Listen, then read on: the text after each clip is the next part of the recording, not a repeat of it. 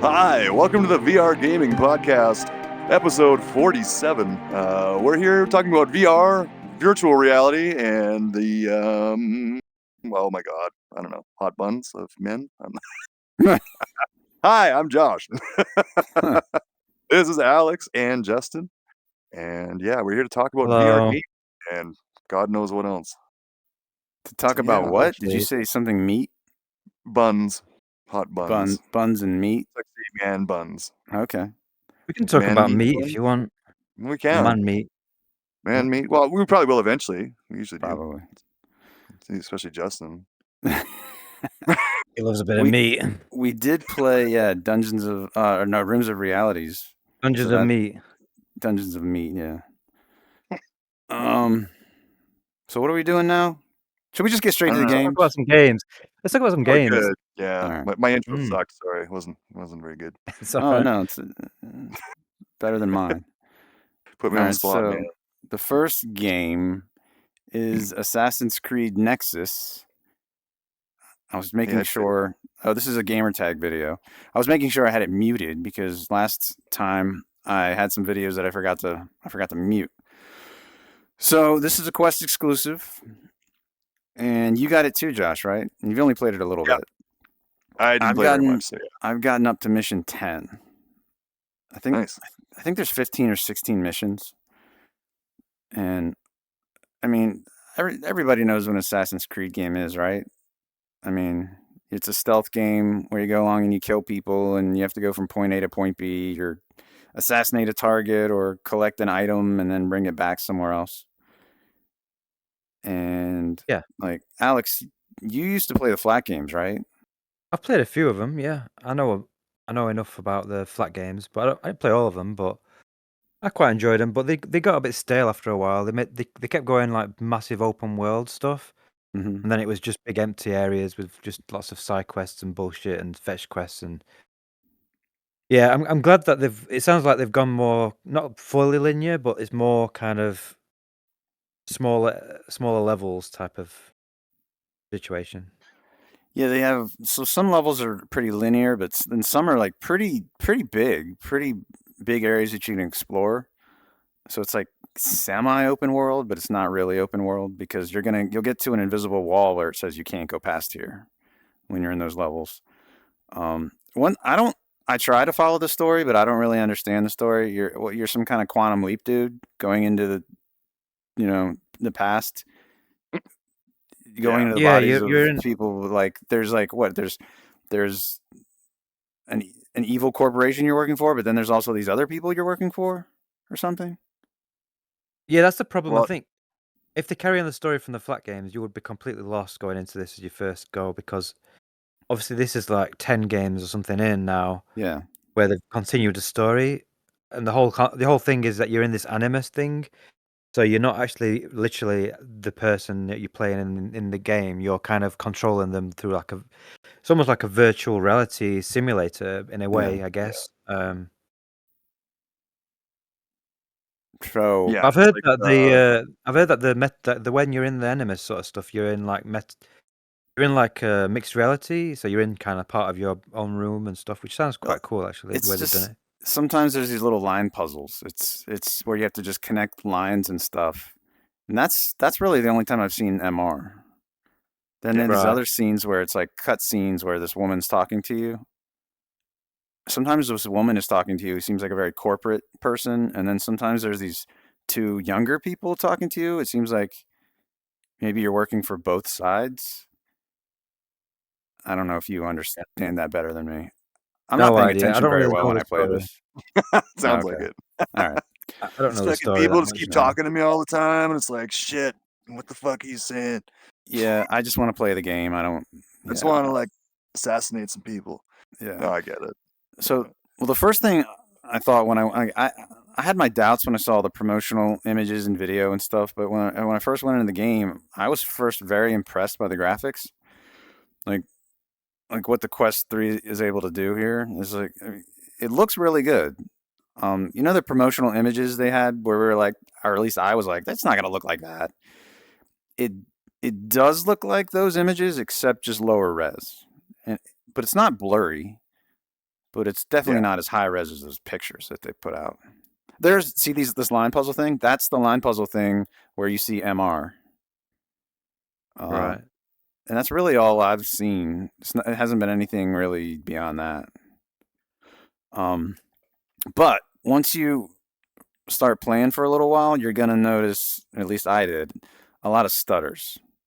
And Josh, didn't you say you saw those? Yeah, it's definitely it's not like game breaking, but I saw what you meant. Like it's definitely they're pushing it, right? Yeah.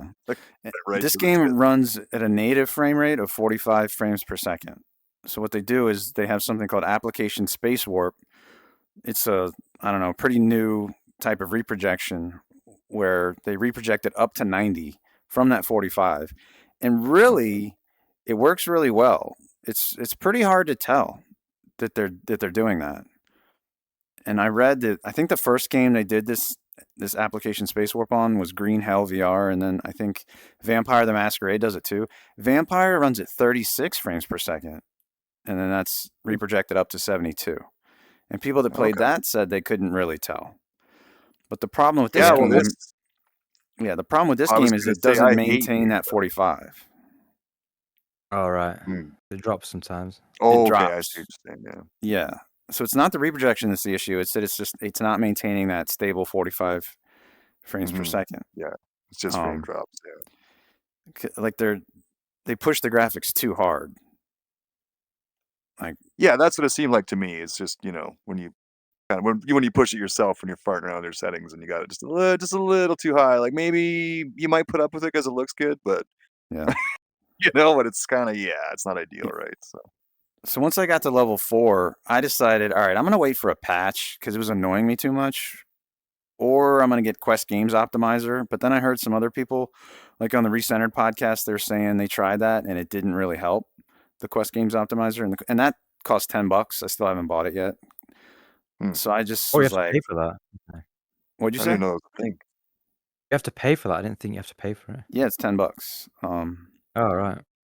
So that's why I haven't gotten it. And so I eventually broke down and said, all right, I want to play more of this. Oh, yeah, and I tried to make videos. I was like, okay, make some videos for my channel. Well, I got, once I did, you know, like I said, I quit it after level 4. Well, then I was like, let me try to make a video of levels 5 and 6, and maybe I'll be able to show people what the stutter looks like.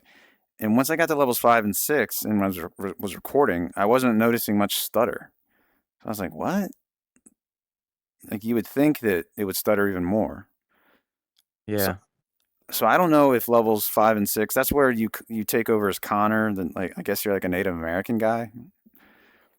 I don't know if those levels are less demanding. It's this level actually that's showing right there, the one with like colonial red coat dudes, I guess guys from your neck of the woods, Alex. Oh, and, yeah.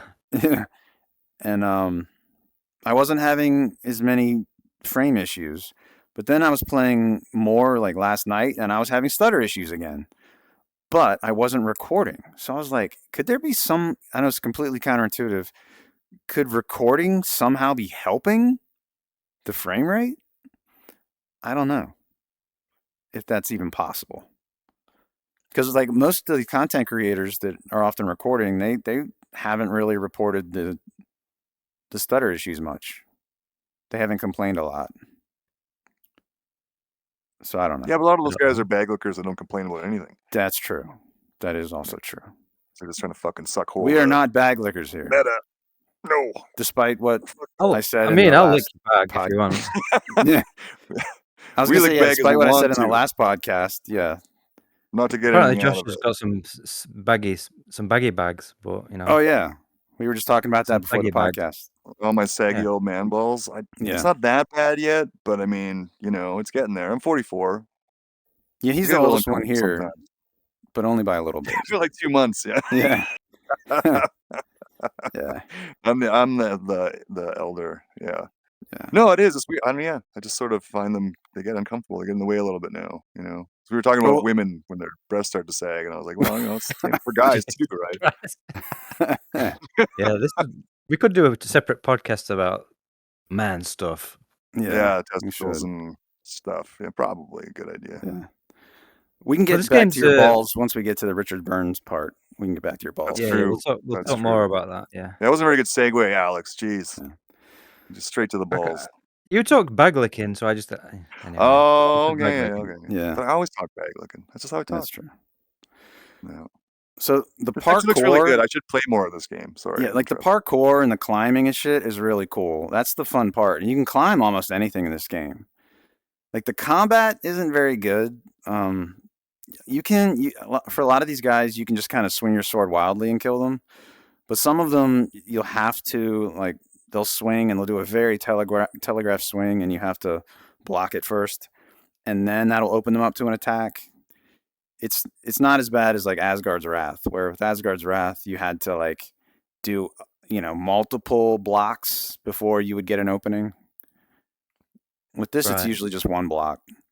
This woman right here is the one that I was talking about, who's like talking to you in the cutscenes, and she seems like maybe she's working for the evil company or something. And then these are the two that are like maybe the other side, that are maybe the nice guys. I don't know. I can't remember the story at all. But when that woman's walking around, when you first start the game, I think she's talking to you. She's walking around, and you do see reprojection. So I was like, "Oh shit!" That was my initial reaction. But once I was in the game playing, I wasn't seeing it. It was just that cutscene for some reason. Strange. Yeah. So you hold the A button to do the parkour. So you don't actually. There's no jump button. Which I think if there was a jump button, you would be missing way too many jumps in this game. It would be really frustrating. Yeah. Yeah, so that's why. And you said the regular flat games, you hold a button to do that too, right? Yeah, you literally just hold a button and run forward, and it automatically does everything. With this, you actually still have to use your hands to like climb. Yep. Anything with your feet is just done with holding the A button. So it's a good compromise. And it means that you're not going to get tangled up on things and accidentally get stuck on geometry and stuff because you've not jumped far enough or whatever. So fucking I think works. I think they've done a good job from what I've seen of getting the flat games into VR, and everything works smoothly in first person. So I really do want to play it. I'm hoping that they bring it to at least PSVR 2 maybe after a year or something, or maybe PC. But if not, I'll probably have to buy it on the Quest 3 at some point, I guess. But yeah, I think it's got like because the regular games you have like one story and one character they play, whereas this one they've kind of taken some of the iconic characters from the main game. You've got Ezio and Connor, and I think there's someone from Cassandra. Greece. I can't remember. Yeah, and you basically kind of like flick between those characters, and it's a cool way of doing it because then you get different time periods and different areas and different enemies, and it means it gives the game good variety. So I think that's a good idea that they've done that. Yeah. I think I'm as Cassandra in Greece. So yeah, you start out with Ezio, then you go to Cassandra, then you go to Connor, then you go back to Ezio, and then Cassandra, and then I guess next I'll be going back to Connor, and yeah. Fixes things up. It's instead of it just being the same thing over and over again, you get to see that variety, which is really good. I think the main thing that they really probably is going to get repetitive is the combat. I wish they'd like maybe speed it up a bit, so like as they go through the game, they make it harder. Like you say, they telegraph the moves quite clearly. Yeah, it'd be cool if like as you progress, the enemies are a bit faster, so they telegraph them, but you get less of a chance to react. So you've got to be quicker to react, and it makes the combat a little bit more difficult. Some of them will have bow and arrows. They'll have projectiles, so that makes it harder. Yeah. But yeah, I'm looking forward to trying it. It sounds like they've really done a good job. Yeah, it's good. I mean, I'm not really that into stealth games because in this game you really want to try to stay stealthy, but it's kind of boring to me to do that. I don't know. Are you into stealth games much? Not really, but I think it depends. Yeah, I mean, when you've seen me when we were playing Ancient Dungeon, which we're talking about in a bit, eventually I get to the point where I just want to rush in and be action man. So yeah, stealth games can be a bit annoying. Like games like Hitman, I didn't mind because it's more than just stealth. Like there's so much detail in the environments and stuff. Like it's cool just being in the environments. Whereas if a game's just kind of looks very samey, and you've just got to sneak around a lot. I get annoyed with that. I get annoyed with those games as well, like Alien Isolation, where you're hiding a lot. Like it just annoys me. I don't want to have to spend all the time in the cupboard waiting for something to go past. So. One thing, once a bunch of enemies see you and you fight them, you can pretty much just run away and just go find somewhere to hide, and they'll just all forget about you. Just kind of optional. You don't have to kind of be stealthy. Yeah. One thing that I don't like about the game is that there isn't much incentive to go searching into drawers and cabinets and stuff. There's rarely anything interesting in them. And that's one thing I do love about in games, like searching for loot. It's just not really one of those types of games. You'll just find lots of little props. Like there'll be like cups and pitchers and things that don't even do anything in the game, usually. Right. And usually the things that you do want, like ammo, like arrows or knives, usually they're just like right out in the open, like obvious, instead of behind a cupboard. Yeah. Yeah, I like scavenging, like Half-Life Alyx. I'm playing some custom levels at the minute, and I still love going into that game and like having to scavenge for ammo and things. It adds another element. It makes it so it's not just shooting all the time. I think that's a good. It's in opening drawers and cupboards and looking behind things. It really works well with VR. So maybe they just couldn't put all the detail in enough to do that, or I don't know. It's difficult, but yeah, there's a game coming out very soon that's got a lot of scavenging, which you might like actually. Which me and Josh have been playing. Yeah, we'll get to that. Maybe a little bit. And I was noticing in the video that he was throwing the knives. I started just like focusing on knives, and it was like it made the game really easy. Because when you throw knives, or if you shoot an arrow, it just auto aims. You don't even have to try to aim really. Yeah, that's a problem. Yeah. I don't know if maybe there's a setting for that. I don't remember seeing it though, to turn off auto aim. Sounds like they've made it maybe a little bit too easy in terms of combat and everything. But if it's polished and it's the game's interesting and the movement's good, I think that would probably make up for it enough. But the thing is with the Assassin's Creed flat, it's kind of the same thing. Like the combat's kind of not the greatest.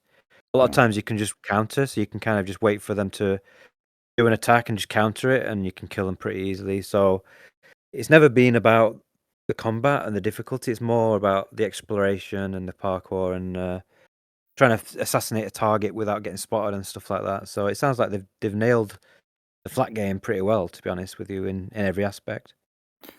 And they do have collectibles to find. There are things called like rift constructs and historical constructs and things like that. But they don't seem like it doesn't seem like there's any they don't like help you in the gameplay at all. They're just like little collectibles if you care to find them. So if you care about that, you can do that. Have they got like a skill tree? Do you unlock stuff, or is it? There's you unlock stuff. There's no manually picking what you want. It's just automatic. Right. Like you'll beat a level, then it'll be like, now you've unlocked, extra daggers, or you've unlocked, I don't know, I don't remember, maybe I can't even remember the other ones, huh? Bow and arrow or crossbow or something. Yeah, maybe you unlock that. Well, you find those in the level. Like there'll be a level where this guy, you meet up with this NPC, and then he'll hand you a crossbow, and now you have a crossbow from that point on. Oh yeah, some of the NPCs, their mouths don't match the dialogue sometimes. That's an issue. Get a refund. Shit. Yeah. Well, this game, I've seen a lot of people say they refunded, and I wouldn't blame anybody for refunding it because of the performance issues. Right. But I think I've gotten used to it, and I'm just putting up with it. Yeah. But I'm sure there's going to be a patch. I don't know how soon. I don't know. Or bring it to a system that can handle it. Yeah. Bring it to PC. There is that. Yeah. I don't know. I didn't find it that bad. Like I think it's playable. It's not like obviously perfect, but that's the dude handing you the crossbow right there. Nice. This little mini crossbow guy. Nice. That looks cool. I'll have to play it. I literally got through the first level and then I shut it down, and I keep forgetting I even bought it. Oh, I was thinking about that when you told me that. Yeah, in the beginning, it's really annoying because you play and you keep getting stopped by this tutorial bullshit, and maybe you got annoyed by that because I know I did. Yeah, I think it was just kind of boring, and I was like, and then I just keep forgetting I even bought the damn thing. I only have so much time to play, right? So Yeah. what I do, I'm always thinking about other shit. So hopefully one day I'll set aside some time and play it because it looks like it gets a lot better. This thing he's doing on the roof, it's a parkour challenge. You'll find these little, I don't know, little statuette things floating around, and you grab it and pull it out of its little cube frame, and then that'll initiate something like a parkour challenge, or it might initiate a bow and arrow, an archery challenge. So those are spread out around the level. But like you complete them, and then it doesn't really give you. It just is like it doesn't give you anything. It's just like at the end of the level, it'll be like, you got 2 out of 5 of these Side things. quest. Yeah, that's all it is. Right here, the guy's having problems gripping on. Sometimes I did have problems gripping onto stuff, like jumping up, but usually it was fine. I didn't. You got to do the T pose thing in the beginning, and apparently some people weren't doing that, so they were having issues grabbing onto things. I never didn't do the T pose calibration. It was just something like you have to. I was throwing myself up too hard. I learned that you had to do it like really gently for the game to be able to understand what you're doing. I was doing it more like in real life, how hard you would have to pull. So I think that was the issue there. You're too strong, that's what it is. I think so. Yeah. Too strong for the game. Yeah. All right. You and gamer tag, man. That motherfucker probably can't lift his arms up. Yeah. Stop fucking triceps. Yeah. So next game first game you have on your list is Pavlov, Alex. Yeah. Let's talk about that. All right. Yeah, I've been playing some of the like multiplayer VR shooters lately, just for some videos I'm gonna be making. So I've been playing Pavlov again. One thing I heard about Pavlov is they changed, because originally all the mods and everything were part of the Steam workshop, and then they did this big update where they got rid of all the mods from the workshop and they had it like in this built-in menu stuff because they want to bring mods to PSVR 2. And a lot of people were complaining about it and saying that the game was dead, and obviously none of the mods worked.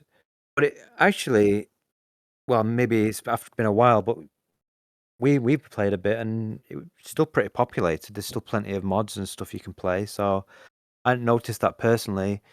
We played some of the standard stuff, so we played the infection mode, which is where you're like one of you is a monster and then the other players are a soldier. And then as the monster, you've got to basically kill the other soldiers before the timer runs out. And if you kill a soldier, then they come back as a monster. So it kind of shifts, and gradually you get more and more monsters against soldiers. And it's actually really fun because obviously the monsters are really fast. They can jump, dash forwards or fly up into the air. And then you've got like spikes, like melee spikes on your arm, which you can stab people with. And you can also pull the trigger and you get like a predator vision, so you can see exactly where all the soldiers are, so you can even see through walls and stuff. But obviously the soldiers have got guns and they can kill you really quickly, so it's got a good balance actually, surprisingly. Even if you've got like 5 people and one monster, the monster still has a chance just because of the mobility and the way that they can see through walls and see where everyone is. Yeah, we all played this and I thought it was pretty good actually, pretty enjoyable. I think that was my favorite thing we played in Pavlov, was the infection thing. How many players can play that? I think probably, I don't know. It's probably 10 maybe. Like, I don't know. We still had a small amount of people, so I wonder think how you could definitely many have more. monsters you have if you have like 10 people. I don't know if it balances it out or whether maybe there's a limit, like maybe 6 soldiers and 1 monster. I don't know. But we had, what was it, 4 of us doing it? Yeah, So there 4 was of like us. 3 versus 1. Yeah. And yeah, that was still fine. Yeah, it was really fun. We didn't realize that you could jump at first, so we were kind of struggling with the monsters, and then we realized that if you press the jump button, it goes wherever your arms are going. So you can like aim with your arm, and then you can jump up onto containers and things. And it'd be cool if you could like use your spikes to climb stuff as well. But other than that, yeah, it's pretty cool. And the other one's prop hunt, which is obviously like a Gmod thing where you can literally turn yourself into anything in the level. So like if there's a piece of furniture, like a chair, you can turn yourself into a chair, and then the other people have got to find the props and kill them. So it's kind of like when we were playing it in like an office level. So then we were like kind of looking out for things that weren't where they should be, and looking for things that maybe there's duplicates of, and then every now and then the game will make a noise. So like if you're a prop, you can't just stay in one spot. Well, you can, but then eventually the game will like say something, and then it gives the players a way to find them. Yeah, that was fun as well, actually. And the larger the object, the slower you move, but the more health you have.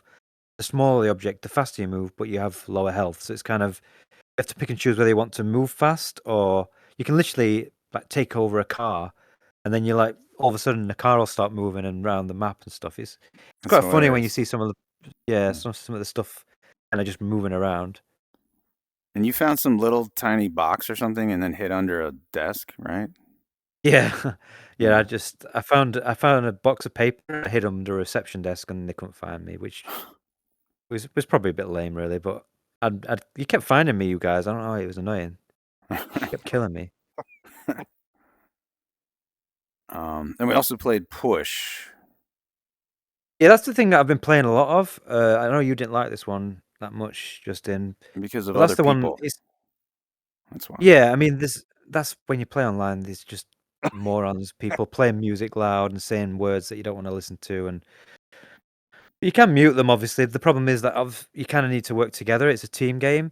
The Push is basically Rush from Battlefield. If anyone's played the Battlefield games, there's a mode called Rush. And all you're doing is you're either attacking or defending. You're either defending objectives on the map, or you're attacking them. So if you're attacking, you've got to push up to these objectives and plant a bomb.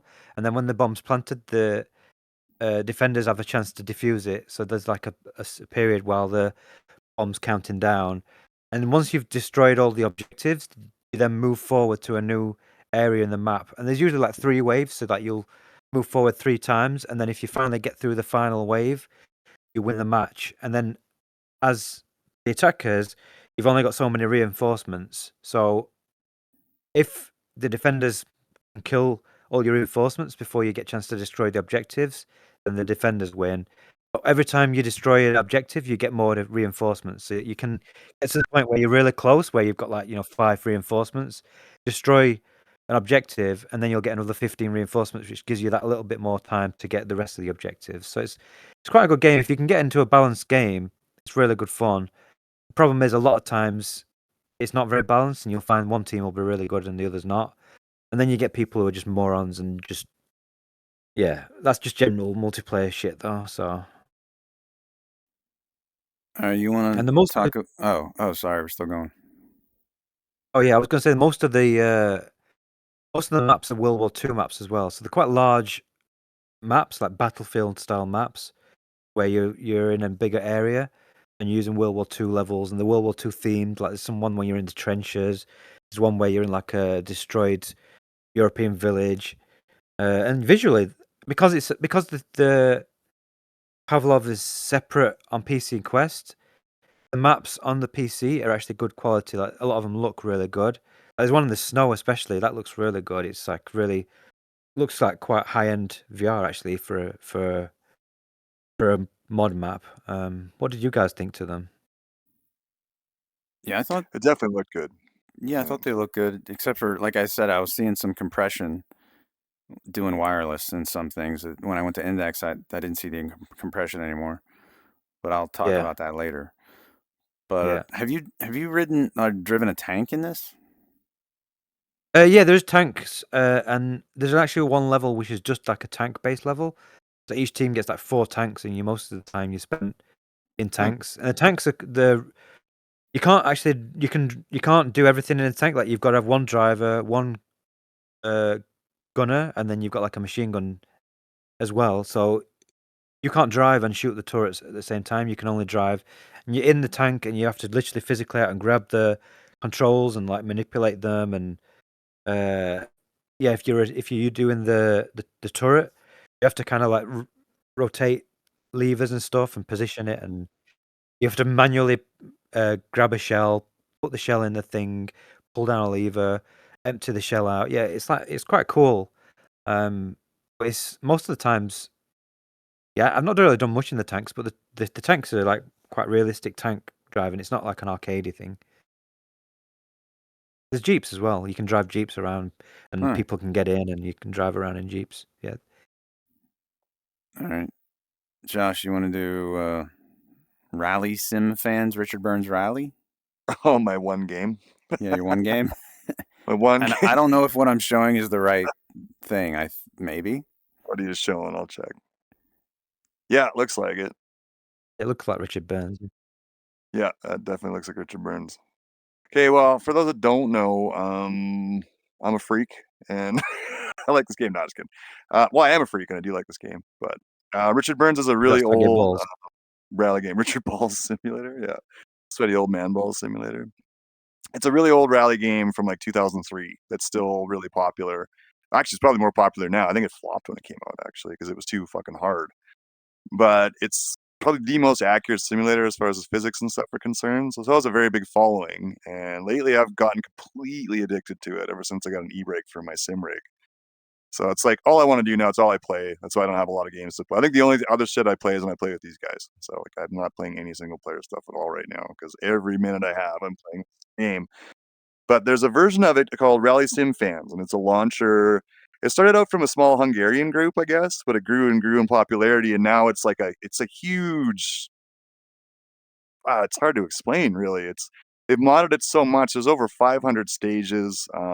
They've been continuously upgrading the physics over the years. I think they're on version 7 right now. It feels fantastic. They have online rallies. They have daily rallies. They have year-long championships you can join, which I just joined a couple this year. Be my first ones. It's been a lot of fun just getting better and improving at the game. And there's a huge community on Discord. And it's all free. That's really the cool part about it.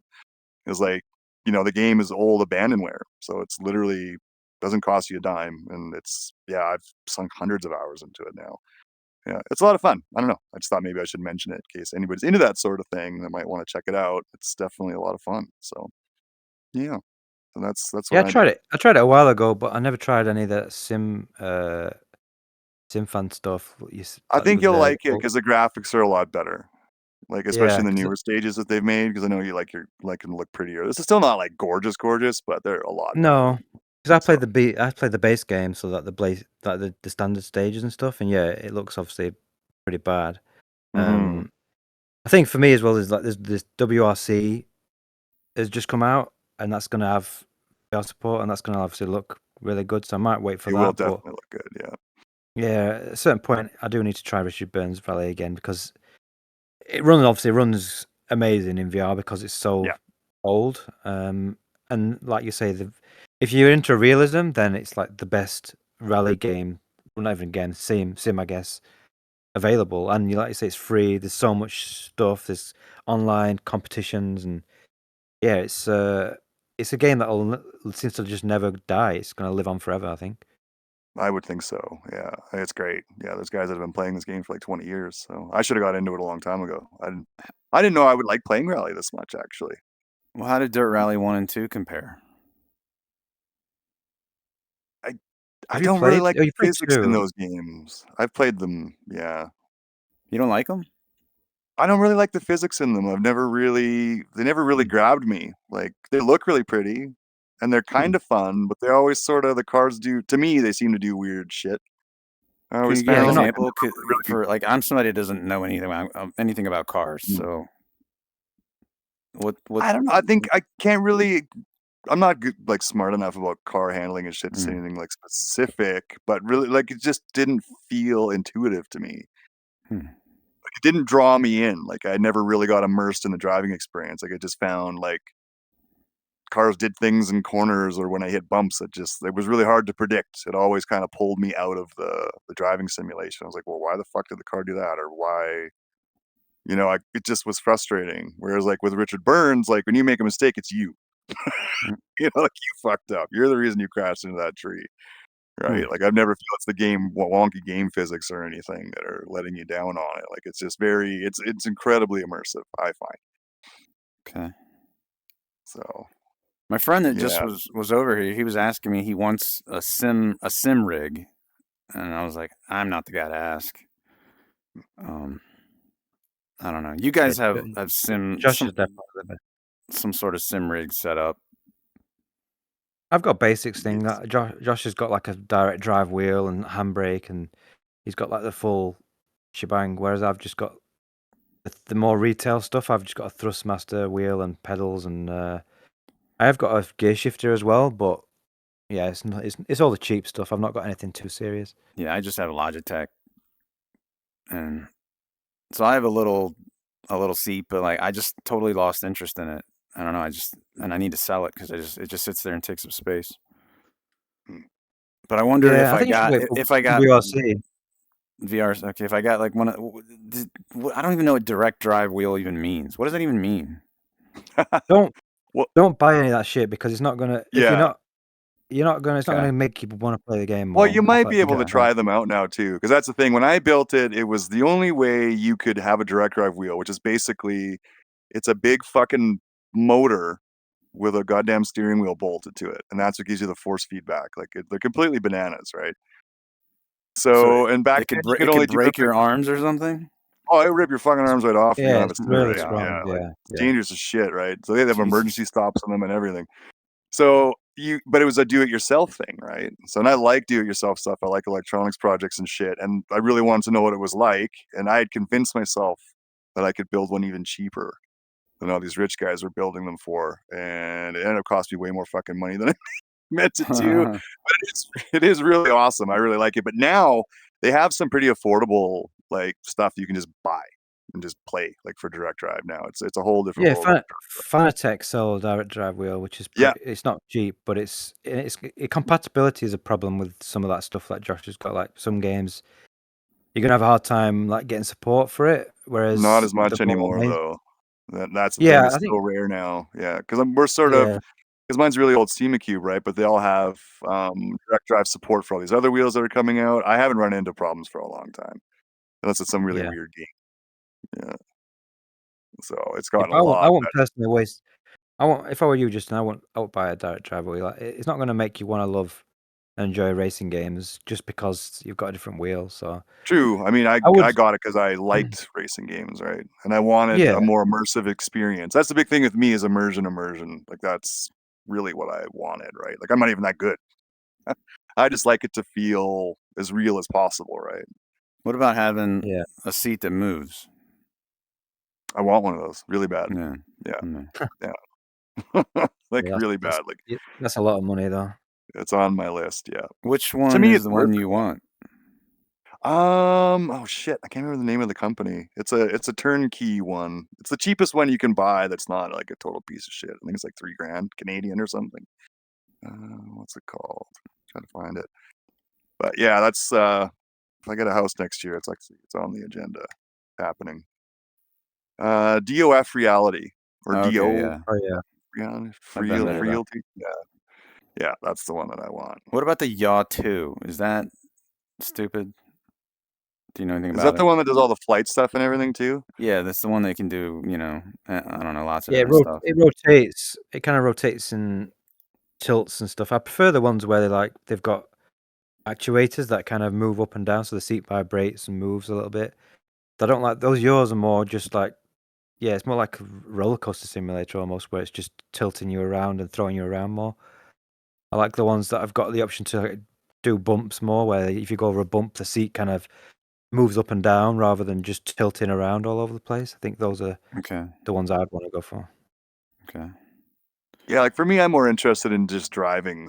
But I think those other ones, I could see the appeal because you can do more with them. Yeah. You know what I mean? Like those you'd want to base up for like your fucking Star Wars games and all that kind of shit too, which would be really awesome. Whereas, mine's more like, just for driving, right? So yeah. But the big 6-axis ones are really, and now you're getting into some pretty serious money. Yeah. Which I don't have because I'm poor. Ish.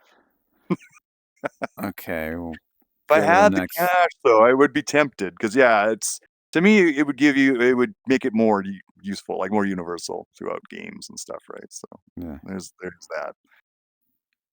All right, so I'm gonna go to another Quest game. This came out recently, Sniper Elite VR Winter Warrior.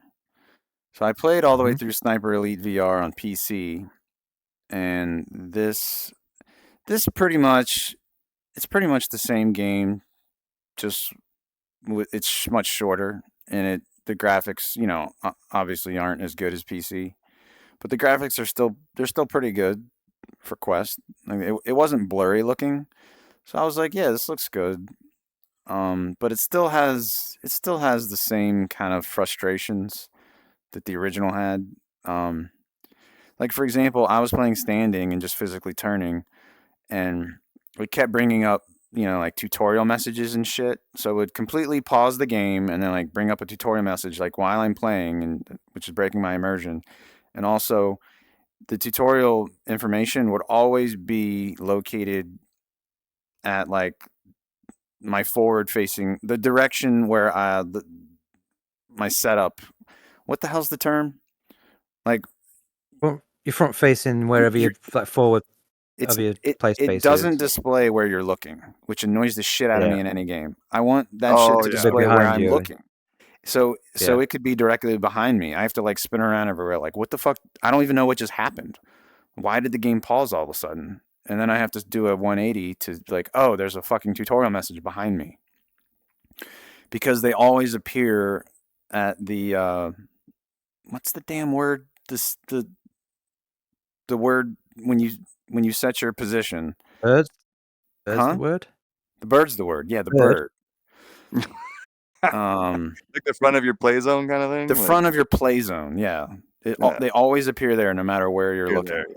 Like, Gotcha. have you played a game that does that? And you're like, what? And then I have. like, what the hell? Why? I'm There trying to used to be remember the old Oculus stuff was like that, where it was only 180 tracking, even if you had 360 tracking, and it was annoying because if you sometimes even when you turn around, it'd say turn around, you're facing the wrong way, and it's like, Yeah. oh, wow. Well, this I is want on to a turn, Quest. bro. I know it's on a. Yeah. So then, I went back and played the PC version after playing this one to confirm that. Oh yeah, the PC version did the same thing. So you had to physically turn if you're physically turning. So this is a game where actually it's probably better to just sit in a chair and face one direction. Unfortunately, if you don't want to be annoyed like I was getting annoyed. But this game, one thing it had that I don't remember from the other game was melee. Like you could punch and hit guys with your gun, and like you hit them with your gun and they're dead. Nice. I don't remember that. Do you? No. Yeah. I never got far enough, maybe, but I don't remember doing any of melee. Yeah. So when I went back to the PC version, I was like, oh yeah, the graphics are definitely better in the PC. It's obviously more detailed, better shadows, better lighting, but it still looked pretty. Well, the guns and the guns definitely look better too in the PC. The gun models don't look very good. They look kind of like washed out on the Quest. I don't know what else to say. Is the game about good? Is it good? I got it from. Look, it was only $11. So for $11, I'm like, sure, why not? Because that was with a 25% discount. Because all these Quest games you can get with a 25% discount now. I've heard it. I've heard it can only be. It could be as short as 3 or 4 hours. I kept getting killed because I put it on the hardest difficulty, and then I just kept getting my ass handed to me. So if you do that, the game's going to be a lot longer. Yeah, that's a good way to. I've gotten your dollar. Yeah, I've gotten to I'm at the 4th or 5th mission. I mean, for $11, yeah. That's a top gaming tip right there. You want to get the most out of your games, suck Make the game badly. harder. Yeah. Just fucking. If you suck, you're gonna be playing that game fucking forever. Yeah. You'll be playing the same game for years. Yeah. And the tutorial area in this game is the exact same tutorial area as in the first game. I've heard some people say, and it's true, it feels like it's just DLC for the original. But I guess they put it on Quest to get more sales instead of doing DLC for the PC game. Yeah, right. Yeah, I think it's a deal. They're trying to deal with Oculus, or I still say Oculus, Meta, just for exclusivity. I was never a big fan of the first. I tried again because this came out. I tried the first game again, and I just didn't like it. I just couldn't get on with that. The gun handling was still a bit clunky, even after multiple updates. I just found everything just kind of a bit frustrating and not quite polished enough. Yeah. It just kind of annoyed me. And the levels weren't like you're a sniper. I mean, I was in a level where you're a sniper. You've got a sniper rifle, but like it spawns you in a level, and it's like 5 guys all within. You could just kill them with your pistol if you needed to, but yeah, for some reason I've got to use a fucking sniper rifle, and they make it really hard by making obviously as soon as you get detected, they're like you're dead. You've got very little chance to stay alive, and on top of that, they make the other weapons really shit. So you're kind of forcing you to use the sniper rifle. So you use your machine gun, and the thing kicks up like a bitch. You can't even hold on to the thing. So yeah, I tried again. It's my 4th attempt to try and play through the first game, and I just don't like it. I just can't get on with it.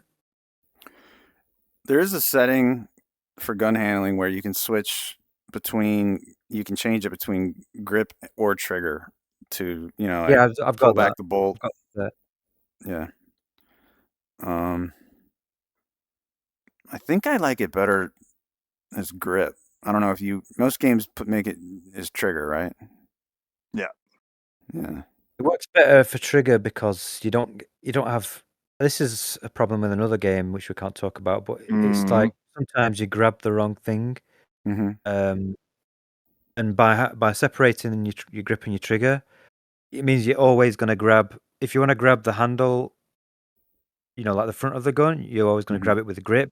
And then if you want to grab like the charge handle, you're always going to grab it with the trigger. It just stops those occasions where you grab the wrong thing sometimes. But there's nothing worse than when you're in like a gunfight and you're nearly dead, and you like I think Josh had it in this game we can't talk about, but he died and he was like, "Why did I die?" And then he realized that when he went to reload, he accidentally put his magazine back into its pouch on his chest rather than putting it in the gun.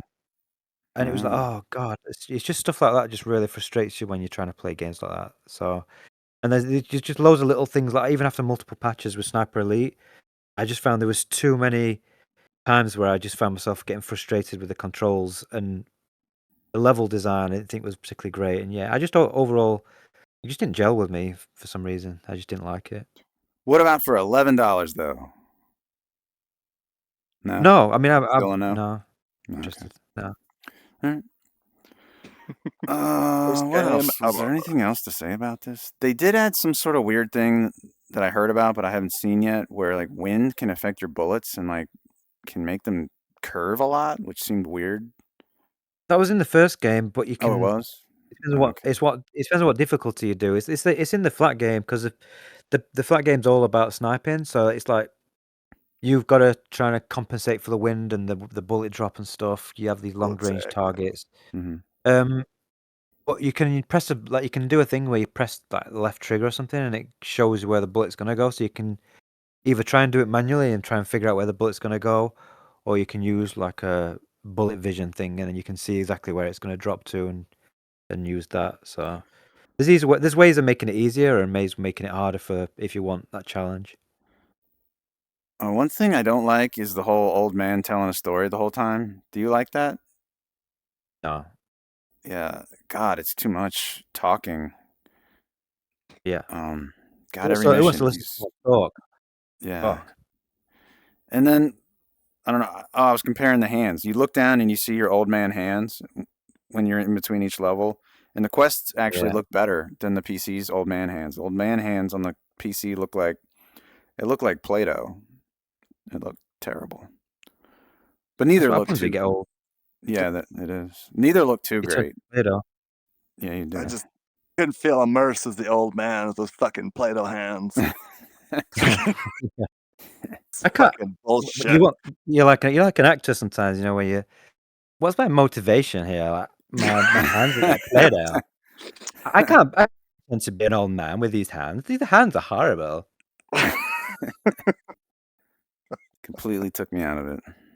Yeah, Yeah. I hear you, man. I hear you. Good thing they didn't show you his balls. I'll play it again when I'm 70. Yeah. And then you'll be still be like, my hands don't look like this. Yeah. Oh god, this guy didn't take care of his hands. You need to use some moisturizer. All right, you want to go to the next game? Do it. Sure. What's the Contractors. next? Contractors. I don't know why Kevin, whatever his name is on here. Is this? Yeah. Kevin, not Kevin I don't know. Hart. Some guy on YouTube was trying to be funny. I got a Star Wars Contractors video since we played some Star Wars. All right, yeah. Yes, this is another one, like I said, with Pavlov, where I'm playing through, make a video about it, and I think he's showing the old. He's showing old. Maybe I gotta. This isn't the game we played. Is it? Now it is. Is it? Yeah. Well, the shit earlier looked like some old game. I don't know. I wasn't looking. I think that's probably the original game that it's based on. Yeah, maybe. Fucking shitty old game. If you let me fucking talk, No. let me explain. Let me explain that Contractors is basically like several games in one now. Like they have these mods, and the mods are so deep that they literally transform the game into other games. So you've got loads of Call of Duty maps from all the different Call of Duty games. So you can play Call of Duty. You can even get loadouts which have Call of Duty weapons from Modern Warfare 2 and all, the World of War series and stuff. You've got the Call of Duty Zombies, which has got a few of the maps, and they're incredible. We played some of those with Josh, and it's literally like the real thing. It's just you've got all the different enemies. Like they've got the zombies, but they've also got like these dog things that come at you. Some that crawl on ceilings and walls. You've got objectives where you're going room to room, having to like turn on the power and things. It's like a game within a game. It's just incredible how much these modders have managed to bring. And like you've got Star Wars Battlefront, the original Battlefront game, which is basically the same thing. You've got class systems, you've got vehicles you can drive. You've got what's the other one? TF2, man. Team Fortress 2, yeah. That all the was classes, all the movement, all the weapons, all the maps. You've got the objective maps where you've got like rails that you've mine carts that you've got to escort with bombs in them and stuff. It's just incredible. They've got Halo.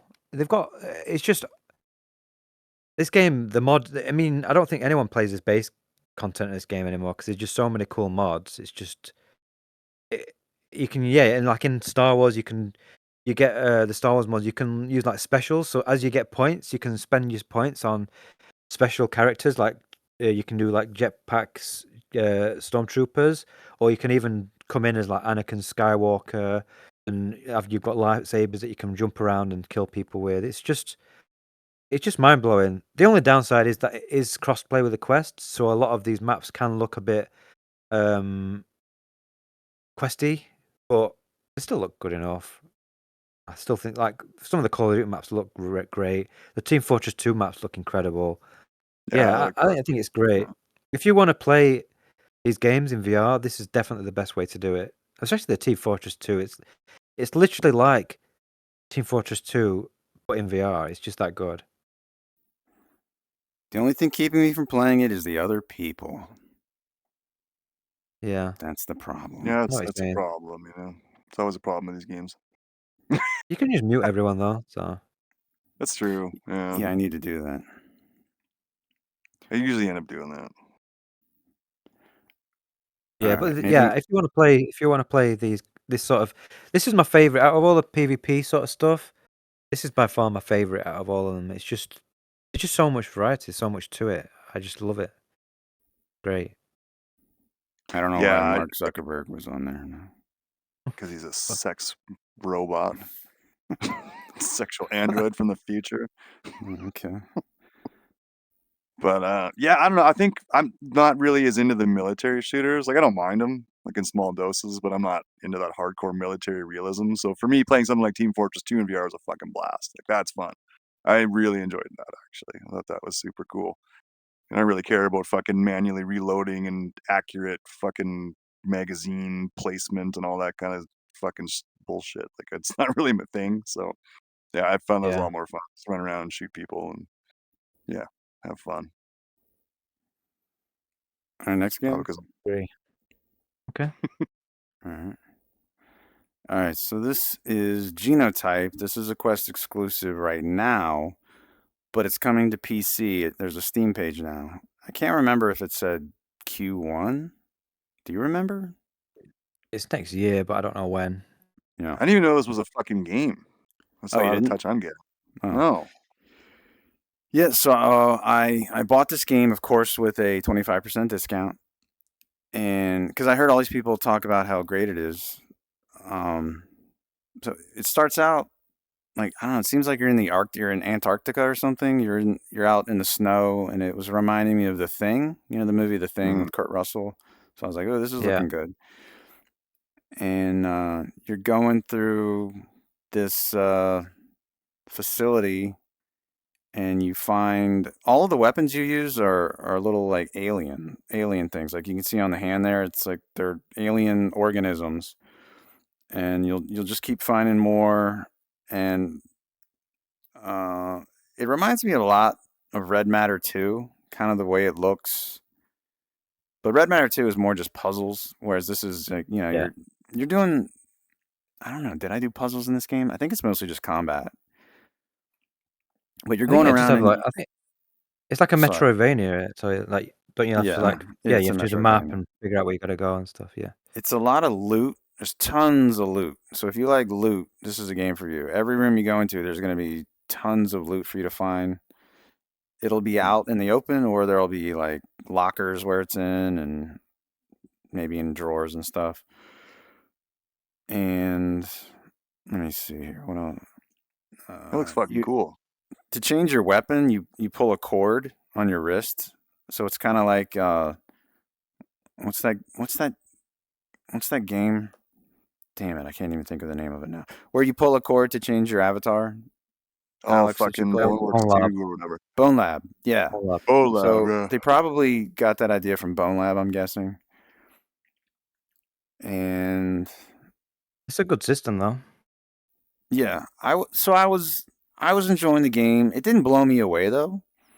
I mean, because the enemies are kind of boring. They're just these usually little spider-like looking enemies. Yeah, I've seen some really positive reviews, which seem a bit like, whoa, that's kind of, from what I'm seeing, it don't look that good. I mean, it looks pretty decent, but some people are saying like the game of the year, it's the best thing I've played in ages and all this sort of stuff. But like for Quest, it's like it's really good to be a Quest standalone. But like on PC, I mean, I refunded it because I learned that it was coming to PC, and I still was within the refund window, so I refunded it. I'm gonna get it for PC. Yeah. Because why not? I liked it, but just not blown away by it or anything. Yeah, I've actually got a key for it for the Quest, but I still don't want to play it on the Quest, so I'm gonna wait for the PC version and play it on that. Well, fuck, give it to me. I'll try it. Jesus. If you want it, you can have it. Yeah, I mean, I'm not gonna use it. No, I don't know. I might as well wait too, right? No, I see what you mean. Like, might as well get the full experience. I mean, I've got a Quest for Stride as well, but I'm not Stride Fates, but I want to wait for the PC version. So maybe I should give that away. I'm the only guy in the world that didn't like Stride. So I didn't like Stride. I liked it. You didn't like Stride either? Okay, well, we're the only two guys I in never the liked world. I couldn't get into it, man. Yeah. In this game, you play as a woman, and you hear her voice, like, God. Oh, I can't do that. Oh, that's so. Oh, no, fuck, that's it. I know. I know that doesn't bother you at all. It's not just about being a woman. I don't actually like playing any character that talks. That's a thing I have. Oh, okay, yeah, that's fair. So I don't like Arizona Sunshine when the dude's talking in that game either. Oh, he's annoying. That's true. Yeah, he can be annoying. To be fair, he's not too bad in the second one. Yeah, well, maybe he isn't. From what I've seen on other people's videos, she doesn't talk. He might be pretty funny in it. Yeah, it might be funny sometimes. Yeah. She doesn't talk often, which is good, and she's not trying to be funny like that dude's always trying to be in Arizona Sunshine. So, but like, you're gonna hate that. Oh, you're gonna hate fucking what's that goddamn game, Bulletstorm? Because that guy talks like a mud, but he's fucking hilarious. I find it funny, but okay, if it's good humor, but if it's a dude just calling zombies Freds, that's not gonna work for me. No, it's toilet humor. It's like swears a lot and lots That swears. I'm and into. He's an That'll work. anti-hero, yeah. Okay. It's like a ball-scratching, foul-mouthed, hungover, fucking degenerate. Yeah. It's gonna That'll be work. good. That'll work for me. All right. So I think that's all yeah, I can we'll come say. back to this when it comes on PC, because Yeah. obviously we'll all play it when. Okay. Next up is Vertigo 2 on your list. Yeah, I came back to this because it's just had a big update, the bottomless update, which has got loads of new cool stuff actually. They've got I think it's 2 or 3 more characters, so you can play through the entire game with different characters, and each character's got different skills. You've got the original character, but now you've got Brian, who moves faster, he jumps higher. He can't teleport, and he has to collect like ammo. So I tried one of the levels because there's a level editor as well, and people can literally make levels in VR with motion control, so they can like take the assets from the game, hand place them in VR, then go into the level, try it out themselves. It's a really incredible tool. Is what it's built. This is all one developer as well. It's like the I was way the gonna things say that he's doing. that kid is a genius, man. Like, it's Yeah. amazing. Because I made a video about Bone Lab mods, and Bone Lab mods are so disappointing. The Stress Level Zero have done jack shit with that game after launch. The mod support's really basic. There's barely anything they can do with it other than it's just I didn't think it was very impressive. But yet within a few months, this guy has made a full level editor within the game, which you can import your own custom assets. You can use the built-in assets. You can sculpt levels. You can place enemies. You can select what guns and weapons that you want the enemies to the players to use. It's incredible, honestly. And obviously, it's just come out, so the levels there isn't loads and loads of them. But even what's there now, there's some really cool levels to play around in. Like, and one of them, some of them are with the new characters, so that you get to see what the new characters are like. And yeah, I enjoyed actually the movement speed. I wish I could have played through the original game originally with the Brian character, because my main complaint with the main game was the movement speed wasn't as fast as I would like. So Josh, you haven't actually played Vertigo 2 yet. I still haven't. my I don't know why. Yeah, play You're it with playing Brian. Richard Burns Rally instead. That's probably why. Yeah. Yeah, I loved the original. That's a great game. So, and I was really excited for it to release, but I keep forgetting about it. Yeah, play as Alec, the Brian character. It's way better, I think, in my opinion. I think it's going to be better to play. Could you load your save up as the Brian character, where you were at the final boss? Oh, I can't be asked to do that. Oh, come on. Well, they've got no, but I want to know if you could do that if you were asked to do that. Could you actually use Brian?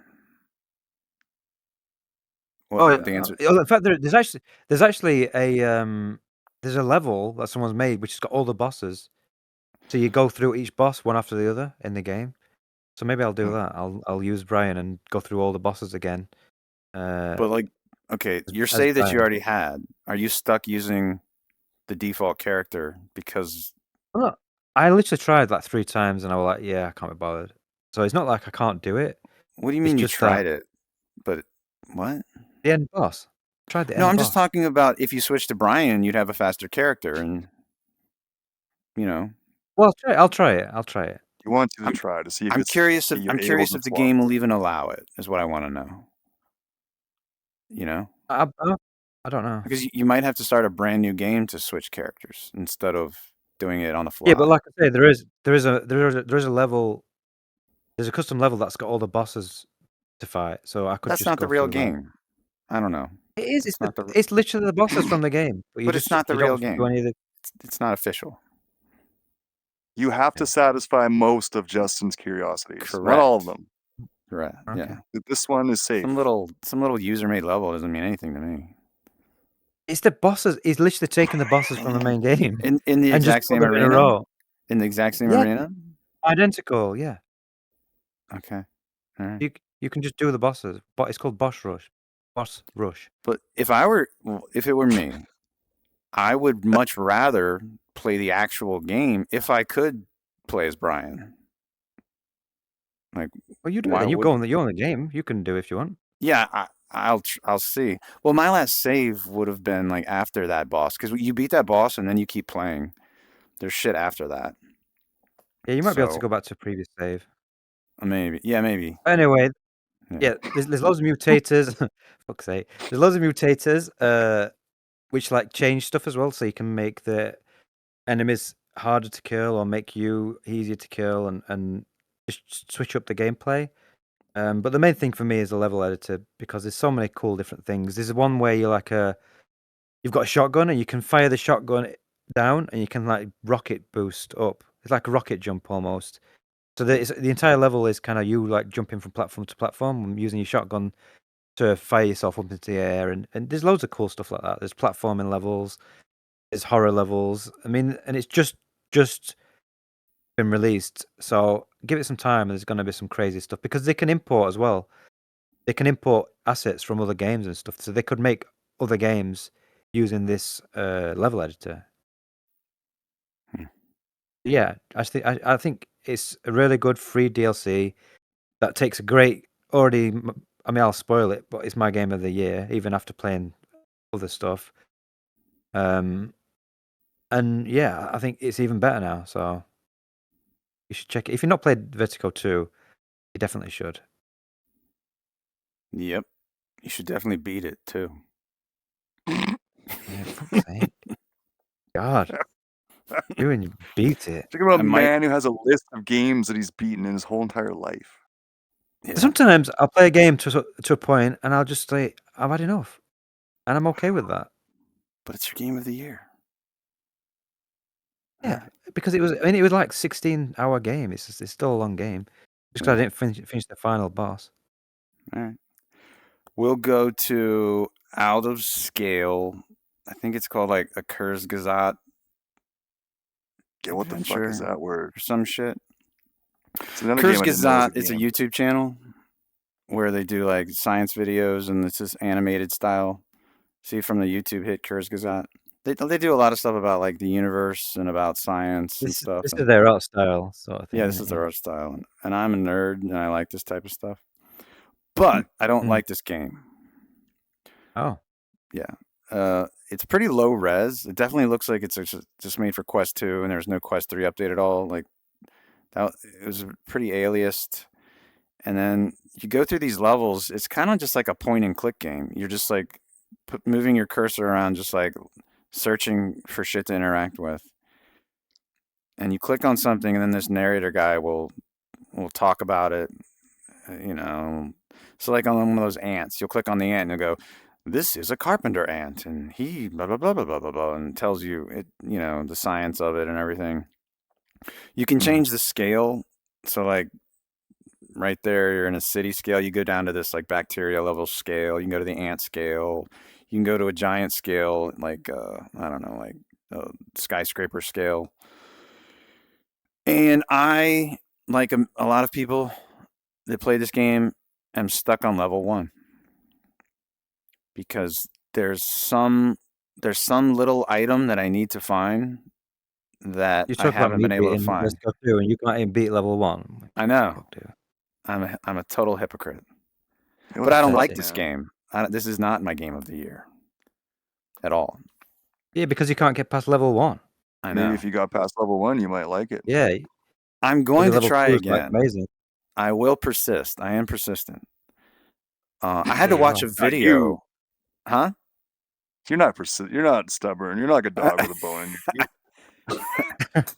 I had to watch a video to learn what you have to do, and there were in the reviews there were a bunch of people complaining about it too. So I'm not alone. There's some ant pheromone that I have to find, and it's like this little tiny speck that I had to click on. What'd you say? Spoilers. Oh yeah. Well, I'm not telling you where it is. Good luck finding it. So I'll go back into this because I want to see like what the next level is, but I don't recommend it. But it is cheap. It was I think $15, and of course I used a 25% discount code. It looks cool. Yeah. So we'll go to Ghosts of Tabor. I played another game I love. Yeah. Again, like I say, most of my stuff this month is just shooters, like PvP, PvE shooters. This was one that you recommended to me, actually. I did? Yeah, I didn't I like think this it game was when it more. first I came think out. I recommended it, and then Justin was No, just like, Justin "Sure." played it first. Justin played it first, and he said, "I played it with Nick, and I actually, said it's it's not bad." better. All I said was it's better than it So then was. you Because like when start playing because it. I was playing with him, and he's like, "Oh, I gotta go play with Nick," and he's like, and I'm like, "Well, you want me to come play with you?" And you're like, "I don't know, it kind of sucks." So I said it's it been didn't. Yeah, It didn't improved feel or like that. it's better, but that's Yeah. still shit for me. I don't. Yeah. It's not my sort of game. I don't like Yeah. it. It's really hardcore, busybody. Like if you want to, like for example, it's an extraction shooter, so it's like Escape from Tarkov, where you go into a level, you've got to try and loot and then get out alive. If you die, you lose all your shit. If you get back through, you keep your shit. You keep, and then you've got like this base area, and they've just made it way too complicated for me personally. Like you've got different rooms, and you've got to put your stuff on these racks, and then you've got to buy weapons from these merchants, and then you've got to go to another area. Then each merchant's got a different kiosk, and they sell different things. Then you've got to go and check out and all your different items you want in different places, and then you have to go back to your main base, and you have to go into another room to press a button, and then all the shit you've just bought appears, and then you've got to carry all that shit One into by another room to one. put it on your racks. Yeah, exactly. And it's like, what the fuck, dude? I don't want to do all that crap. I just want to get into the game and start shooting people. And it's If just you annoying. get I don't like good, that. if you get good, you won't have to buy it again. I heard somebody Yeah. said that to me. Oh, what a dickhead. What a fucking moron. Get good, bitch. Yeah. And the game is just full of Fucking noob. tryhards. So then you're in the game and you've got PvE elements. You've got AI, which are generally pretty easy to kill. But then you've also got these tryhard dickheads that'll shoot you one shot from across the fucking map. So then, like, there's us three like shooting each other because we can't even tell who's who. And then there's one guy who'll just like shoot us from across the map. We die. We lose all our stuff. And then we've got like a pistol left. We're like, okay, well, we'll go in with a pistol. And like, it's a never-ending battle of trying to buy stuff and losing our shit. And yeah, And then Josh and I I don't like can't even keep our guns in our fucking hands. They just disappeared out of nowhere. Both of us at yeah, almost the same it's pretty time. janky as well. It's pretty janky. It's very Like, janky. yeah, And just then I had all those black even walls that appeared. Did you guys see those pictures I showed you with the black walls? yeah, it was just black everywhere. Yeah. Um, You were in the what was I level saying, and Joe? I'm just like, what the fuck are all these black walls? And they're like, what the fuck are you talking about? And I'm like, I can't see anything. And then I had to take screenshots for them to see what I was talking You about. shot Josh. You shot Yeah. Josh in the Yeah. back. Didn't you? You killed me. Because And then at one point, I shot you. Yeah, I was Yeah. gonna say you killed Justin once, didn't you? Yeah, I don't because you remember can't tell who's who. Like, they've not You got a fucking tag blew above their head. you blew me up continuously in what was that goddamn game? That military shooter one. Crossfire? That was an accident. Yeah, That was with Crossfire. Remember the that rocket was with an launcher level? RPG. Yeah, I kept Yeah, firing you fucking RPG nuked me into like stuff. 6 times, man. We're the only two Yeah, but guys that that was look like because but I didn't purposely. Yeah, but the difference is that I wasn't shooting at you, whereas this I literally shot at just. I was like, Justin was stood in front of me. I because was you like, oh shit, panicked. You're like, someone "Ah!" there. Shot him, and it's like, oh shit, that was Justin. See, and that to So me is the only thing I like about that game because it is like, it's high stakes. You die. You don't want to die, and there's fucking dudes everywhere, and it's scary. You know what I mean? They're stalking around like you're jumpy and shit. That's why you kill them because you just fucking panic because you've seen somebody, right? Like that's kind of fun. I liked that part of it. I like As that. long If as I didn't long have as to we buy, respawn and we have all our shit ready and we can just yeah, go back in, then I'm fine. that would be great. Yeah, like If I that's could just very jump clunky. in. Like that. I'm hoping they'll fix that. It's still early access, right? So hopefully they'll make it a little more streamlined. Because yeah, I agree with you. Like that. I mean, they've It already sucks. streamlined it. When it first launched, it was just even more obtuse and difficult. We couldn't even get into Yeah. a game properly. Like the first time we played it, Yeah. we didn't even know what to do. And they had like Yeah. this. You put a videotape in this thing, and it gave a recording of a tutorial that you had to stand and watch for like 10 minutes or something. It was just. And each room, like the rooms that you've got now, they were all spaced out more. And to get in the rooms, you had to find the relevant key card for each room. It was just so bizarre. And How now much there's a work good they made you. tutorial now with this guy talking, like a hologram of a guy or something. Yeah, the tutorial's better. Some of the guns still feel like there's one.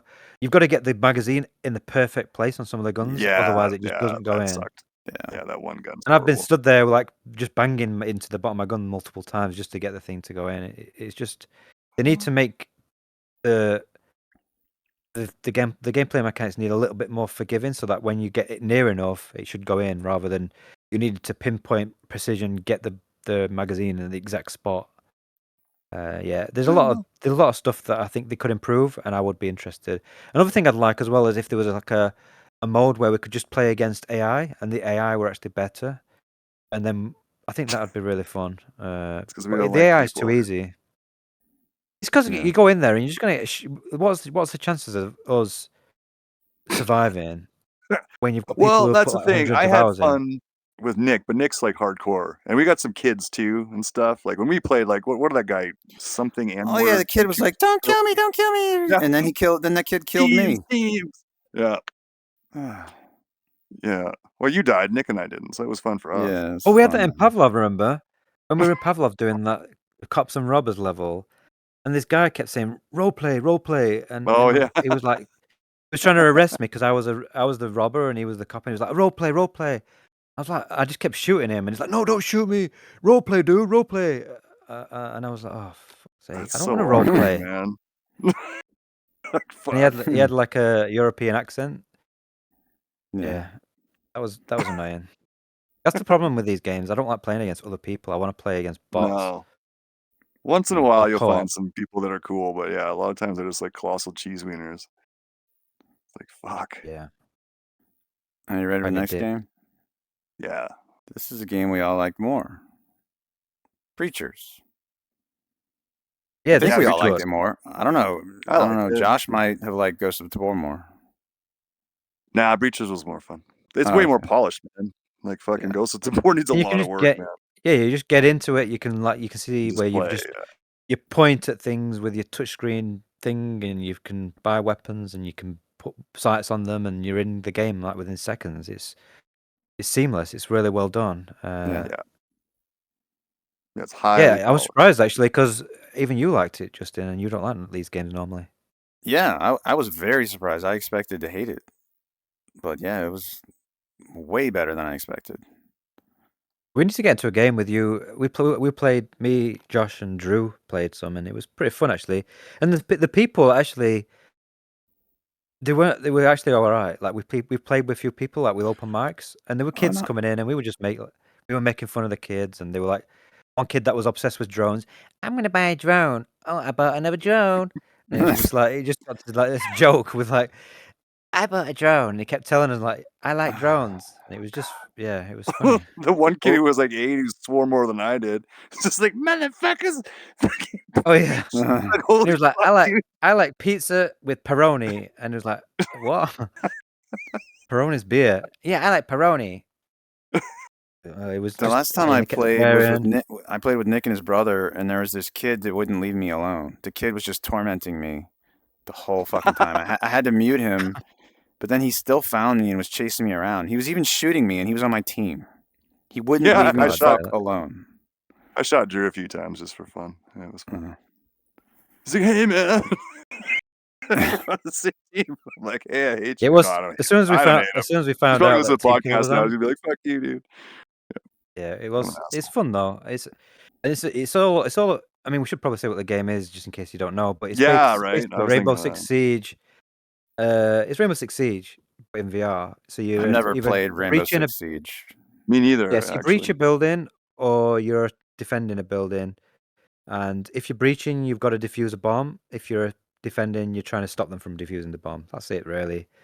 And yeah, you've got loads of tools. You can like smash through windows. You can put foam and blow up certain walls and windows. And it's all about teamwork. So you kind of really need to talk to each other. And you can ping locations. So you can press a button. It like pings the location on the map, on the level, so you can see kind of where enemies are and show people like enemies are coming from this way. Even when you're dead, you can still talk to them, and you can still like fly around and ping if you see someone. Stuff. Yeah, it's a really good team game, and so far, even in public lobbies, I've found the people are pretty decent. They're not like complete and utter arseholes. Yeah, they like Justin said, it's just polished. It's just well made. It looks good in the headset. I'm definitely gonna play more of it. I think out of all the new military shooters, I think this is I think the problem I've got with this is that I'm probably going to get bored of the same few maps because there's only like 3 or 4 maps. I think it's 4. And you are, and you are just doing the same thing, just like attacking, defending. There are different modes, but I'm not really interested in the other modes personally. What are the other They've modes? got team deathmatch. There's team deathmatch, but that's literally just one map. There's not like you can't do team match. You can't do team deathmatch in the main maps, which I think is a bit weird. I don't know why they don't have that. And then they've got like a control point one where you kind of capture the points thing. But the main mode is the like Rainbow Six Siege attack defend mode. And yeah, it's really good. I recommend it. And the items are there's a Predator invisibility cloak, which is cool. And then that drone thing, and then you can set up a laser. It's kind of like a mine. Trip mine. Yeah, trip mine. Then a proximity sensor that'll set off an alarm, and then the static thing on the ground that'll slow you down and cause damage. Then there's like a door, an artificial door you can set up. It's kind of like a holographic barrier that they can't get through. What else? Yeah, it's really well made. That breaching foam, all sorts of stuff. Oh, syringe. You got health syringes. You can like add attachments. You can put silencers and bigger magazines and different sights on your guns, and you get currency. So each round, depending on how you did, depends on how much money you've got to spend, and then you can buy weapons with that currency and all your gadgets and tools and stuff. Yeah, it's well made. It's really done. It's really Very well done. made. Yeah, it really feels like AAA. Like there was no jank or anything. Like yeah, they've made everything kind of like you like using touch pads to like attach things rather than having you physically having to grab things and try and attach stuff to your weapons. Which I haven't played a game yet in VR where that works seamlessly and actually plays well.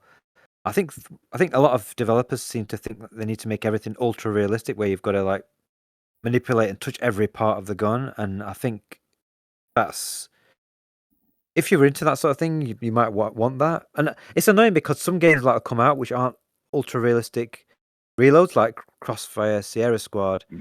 People will be like straight away, "Oh no, I'm not touching that because it's not got manual reloading, and I don't want to play it." Not every game needs to have that. It's just, I just think that there's a lot of elitism with some people who feel like every single game needs to be ultra realism gun simulator, and it just doesn't need to be that. Yeah, so this one isn't. It's not just the button reload. You do grab the clip and put it in the gun, but then you don't have to rack the slide, right? Yeah. Yeah, it's the same as what Crossfire was when it first launched. Okay. You eject the magazine, you put the magazine under, but you don't have to rack the slide. But it works, you know. It's fine. I mean, how much difference would it make just that one thing, just be having to rack a slide? It doesn't really make that much of a difference, I don't think, to the gameplay. Yeah. Well, there's people that complain about Half-Life Alyx because they couldn't be immersed as a woman. That same person gets mad at that kind of stuff. Yeah, Justin. You don't want to be a woman. Justin. She didn't talk often, so it was okay. See, Gordon Freeman never talks, not once. Half-Life 1 and Half-Life 2, he doesn't talk. Everyone loves Half-Life. I think there's a reason they didn't make Gordon talk, because it takes me out of my first-person experience, and that even more so in a VR game than versus like a monitor flat game. Yeah, I was surprised they put like voice work in that, because obviously with a VR game, it probably would be better without someone talking. Like with Arizona Sunshine, I replayed it again recently, and he just talks way too fucking much. He pissed me off towards the end of the game. And he's just like, sometimes he's literally just shouting and stuff. It's like, shut the fuck up. It's just annoying. I've got someone talking in my ear the entire time.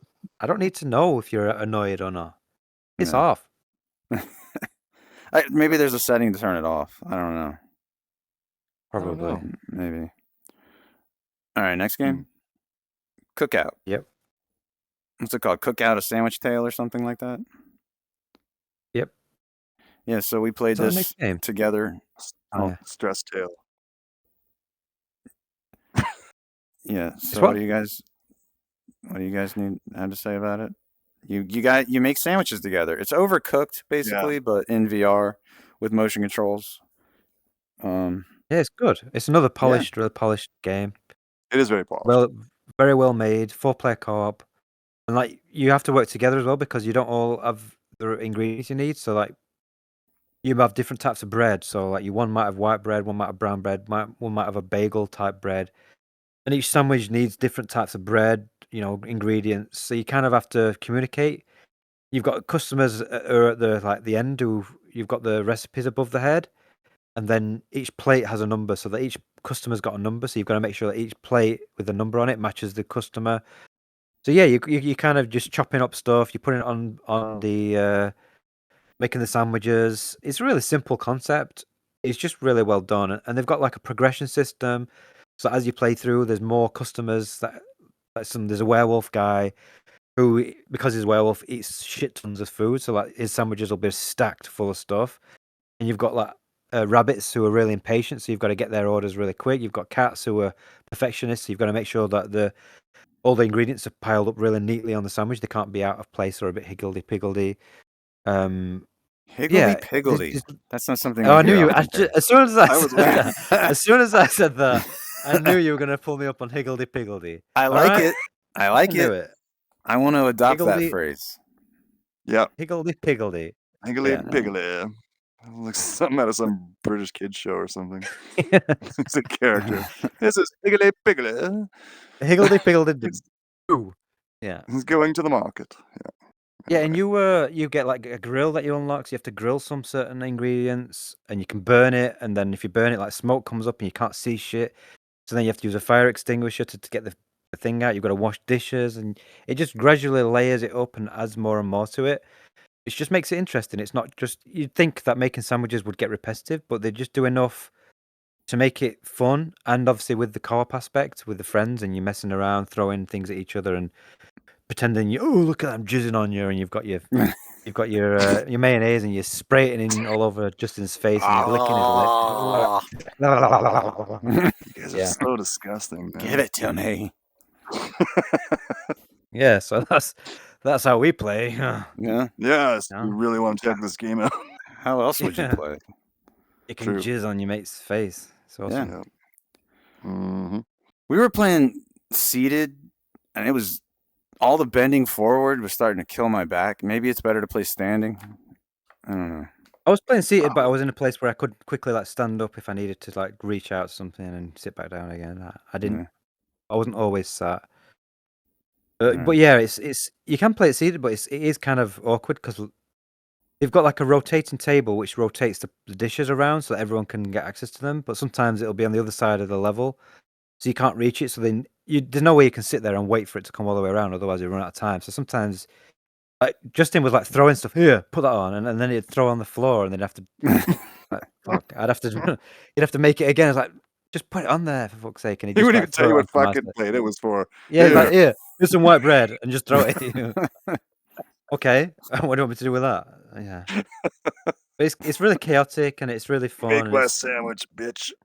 Yeah, exactly. I liked it. I liked it way more than I expected. I thought it was. Me really too. Good. I expected to hate it, but it's very stressful though. But I guess that's what it's supposed to be. Yeah, it's chaotic. It's fun. Right? It's funny when you didn't realize you could put the fires out. So then, their side of the workbench was just all fire. It was literally on fire, and there was smoke everywhere, and they couldn't see the orders, and they were like, Justin was complaining, and it was just funny. Oh, I was getting bitchy. My side was all neat. Yeah, you were like turbo bitch. Yeah. All right, ready for the next one? Yeah, I am. All right, Ancient Dungeon. So this had a multiplayer update recently. You can do 3-player multiplayer, we've confirmed. We don't know about 4, but we played the 3 of us together. Yeah. And I love this game single player. I did a video of it. I thought it was great. The only issue someone could have with it, I think, is just the graphics because they're so pixelated. So you're a bit of a graphics whore, Alex. So what's your stance? Yeah, I think. I mean, I understand it's a style, but I feel like they could have, even with the style, they could have made them look a bit better. Like there's stuff like even Josh walked up to a steak and he was like, "What was this? It looks like shit," because it literally just looked like a blob of poo, and it was just like you can't even. There's certain things you can't even tell what it is. Like we keep calling things pears when it's supposed to be a potato, and it's just they could do with just because they've got like it's like a Minecraft thing where it's like these blocks, but they could have done with like making the blocks half the size, so they could have put a bit more detail into the levels. because it is really blocky and really basic. But I mean, they've done a good job with the monsters and the enemies and stuff. I think the atmosphere is good in some of the levels, and overall the gameplay is really well done, and I do enjoy it a lot. My only complaint really is the graphics. Yeah, I have like 17 hours in it. I loved it, even single player. I've beaten it multiple times, and like every time there's 5 levels, and so the 5th level is the final boss. Like you get I think it's called the Beast's Blood, and once you get that blood, that's when you go to that forge that's locked for multiplayer. But you go to the forge, and that's when you can upgrade your weapons and you can get the crossbow. So they were playing with just like the sword and throwing knife, whereas I had the crossbow because I've played the game more. So yeah, you would need to play it in single player right now to be able to get that. Yeah, I'm okay. I'm enjoying it multiplayer. I won't play it single player, to be honest. Okay. For me, the reason I'm playing it is because it's co-op and it's just fun to play with you guys. But yeah, they've done a good job with the enemies as well. Like, there's just so much variety of enemies, and the enemies all have different attacks, and you have to deal with them in different ways. Like, some of them will literally rush you. Some of them will like fire things at you, and you can hit the things they fire back at them. And there's different types of zombies that can like dash at you, and there's bats, and there's slugs, and there's there's just so much variety to the enemies that I think that's the main thing I like is how the game kind of like some of them got like lasers that fire out, which you can duck underneath. There's traps that you can kind of have to avoid. The gameplay loop's really satisfying. They've done a really good job with that. Yeah, and this video is only showing the first level. It's not showing, the second, third, fourth, fifth. The game itself plays really well. Yeah. Too. Like, it's very, very smooth. There's no jank. Like, even climbing ladders is awesome. Like, they could do a fucking masterclass on VR ladder climbing. Like, one of the best that I've ever played in such a simple game.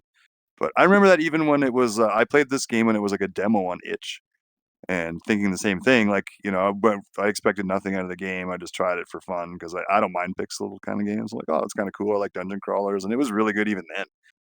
I was like quite blown away by just the level of polish of the game and how it plays and everything. So that's way better now.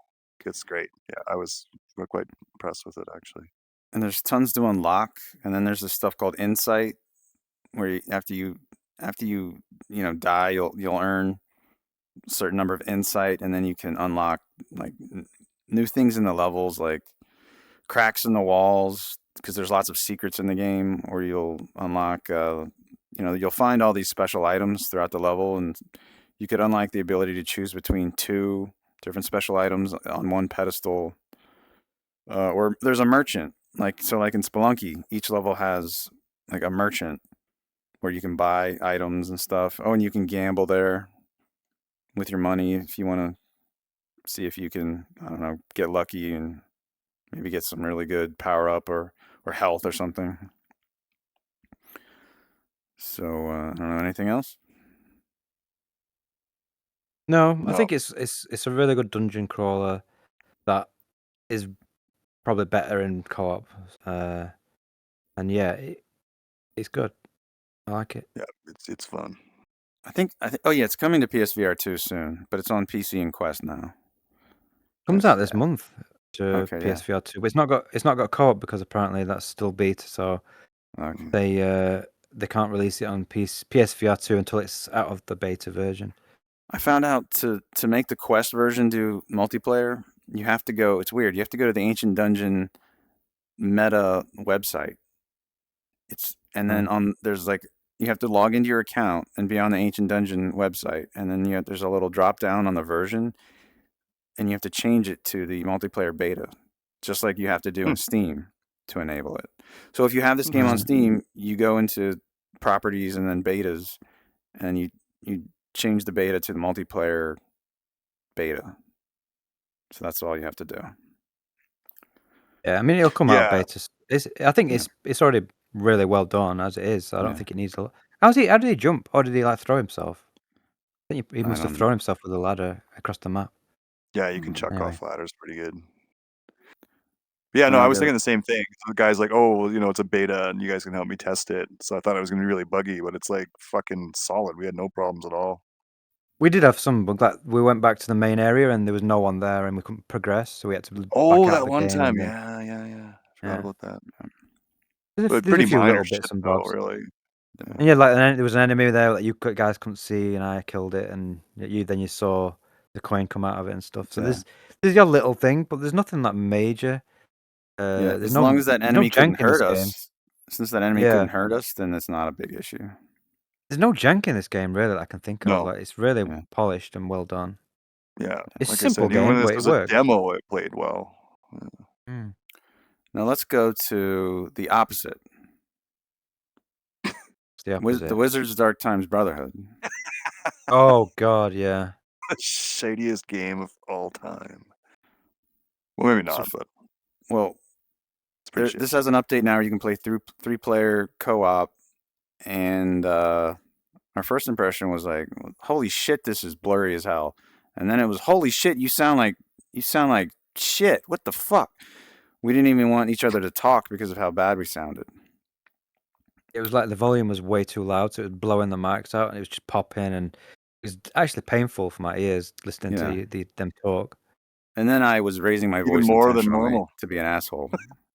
Oh, you prick! What a dick! No. So then, what do we had to exit out and then increase the render scale and turn anti-aliasing down, and then it looked okay. I got it looking okay. Yeah, I've got reshade on as well, which made a difference. So to me, it probably looked better than you guys. But I'm gonna play because you're an player index. again because I was just gonna say that, you fucking peasant. What? You guys were complaining about the vision. I thought it looked all right. So that's because all your low pixel count hit all the shit. Yeah. You couldn't see how bad. Yeah, it looked. ignorance is bliss. Biss. Ignorance is bitch. Okay. I'm gonna play I'm gonna play I can't refund it, so I'm gonna play the shit out of that game, and I'm gonna enjoy it. Well, the single player I thought was pretty good. I liked it. Yeah, it was, and apparently they reworked it and stuff. So I'm gonna play through it. But if they switched it to temporal, TAA. What about that? It looked, like I say, for me, it wasn't like the best. It was very playable though, like visually, with 150% super sampling, and with reshade with some sharpening, it was very playable. I thought so. So we went into this 3-player co-op thing, and it just turned out it was just like some like horde mode type thing. That's all. Major disappointment. Was. Yeah. Wish they'd said that in the. I checked on the Steam page. It doesn't say anything about horde mode or anything. So, I think, mind you, the first one we did, that looked more like a level. But they were just like you got into the level, and there were like 10, 15 enemies all. Oh yeah, we just got beast fucked. Yeah, I forgot about that. We got absolutely fucked. It just throws you in at the deep end. So I don't know if that one was more of a level. But yeah, I wasn't going to stick around to try it. Man, I still own the game, so I could try it, I guess. But well, we were having issues like, where Josh's game was freezing and shit. Yeah, it crashed on me as well at one point. It crashed on you too, yeah. It's just not. Sounds like they tried to fix it and broke it a bit. So maybe it'll get better later. Who knows? Maybe we can try it again once they fix what they fucked up. Yeah, but the single player is good. Like I remember playing the single player of this and enjoying it. And apparently they've like updated everything in the single player. They've improved things. They've changed certain things. So I'm going to play through it again. The whole game, we've not even said what the game is. The game is like a spellcasting game where you use gestures to like summon certain spell attacks. So that if you put your hand down, face palm down, and then press the trigger and pull your hand around, if palm is up, you can summon a fireball and then you can throw it. If you pull your hand out to the left or your right hand to the right, and then you press the trigger and bring your hand to your chest, you can summon a shield, and then you can throw the shield like Captain America. You can like hold the grip buttons and then pull them back and then push forward, and you can do like a force push. If you hold both arms out and then bring them both together with the triggers pressed, you can summon a bow, and then you can fire that bow like with arrows. So like the spell system's pretty good. Sometimes like in the heat of the moment, I was getting the wrong spell. Like I would get in fireballs when I wanted the shield or something. But I remember the spell casting being pretty decent when I played it in single player. And yeah, I think is there, Justin, you'll know, is there any other like spell casting games like this which have got this sort of gesture system? The original The Wizards, the Mage's Tale, I can't remember. I beat that and I can't remember if it did gestures or not. No, I remember it would just being more like trigger and just throw kind of thing, rather than you having to like move your hands around and stuff. I can't think of any others. Is there another Wizards one? What's it I called? thought there was isn't there a Pixely Wizards one where you hold like one hand as your spell book and the other one you do like gestures? I never played it. I just remember seeing trailers for it. Yeah, there were some other games that I just can't think of. Yeah, but I think this is probably the best one that I can think of. I mean, visually, I still think it looks good. Like the scale of everything was pretty good. The enemies look good.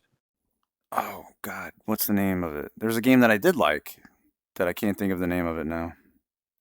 There's definitely another Wizards type game. They had those green. It had green goblins. There was sword fighting and there was also force. It begins with V. Begins with V. It begins with V? Is it? Oh. I know what you're talking about.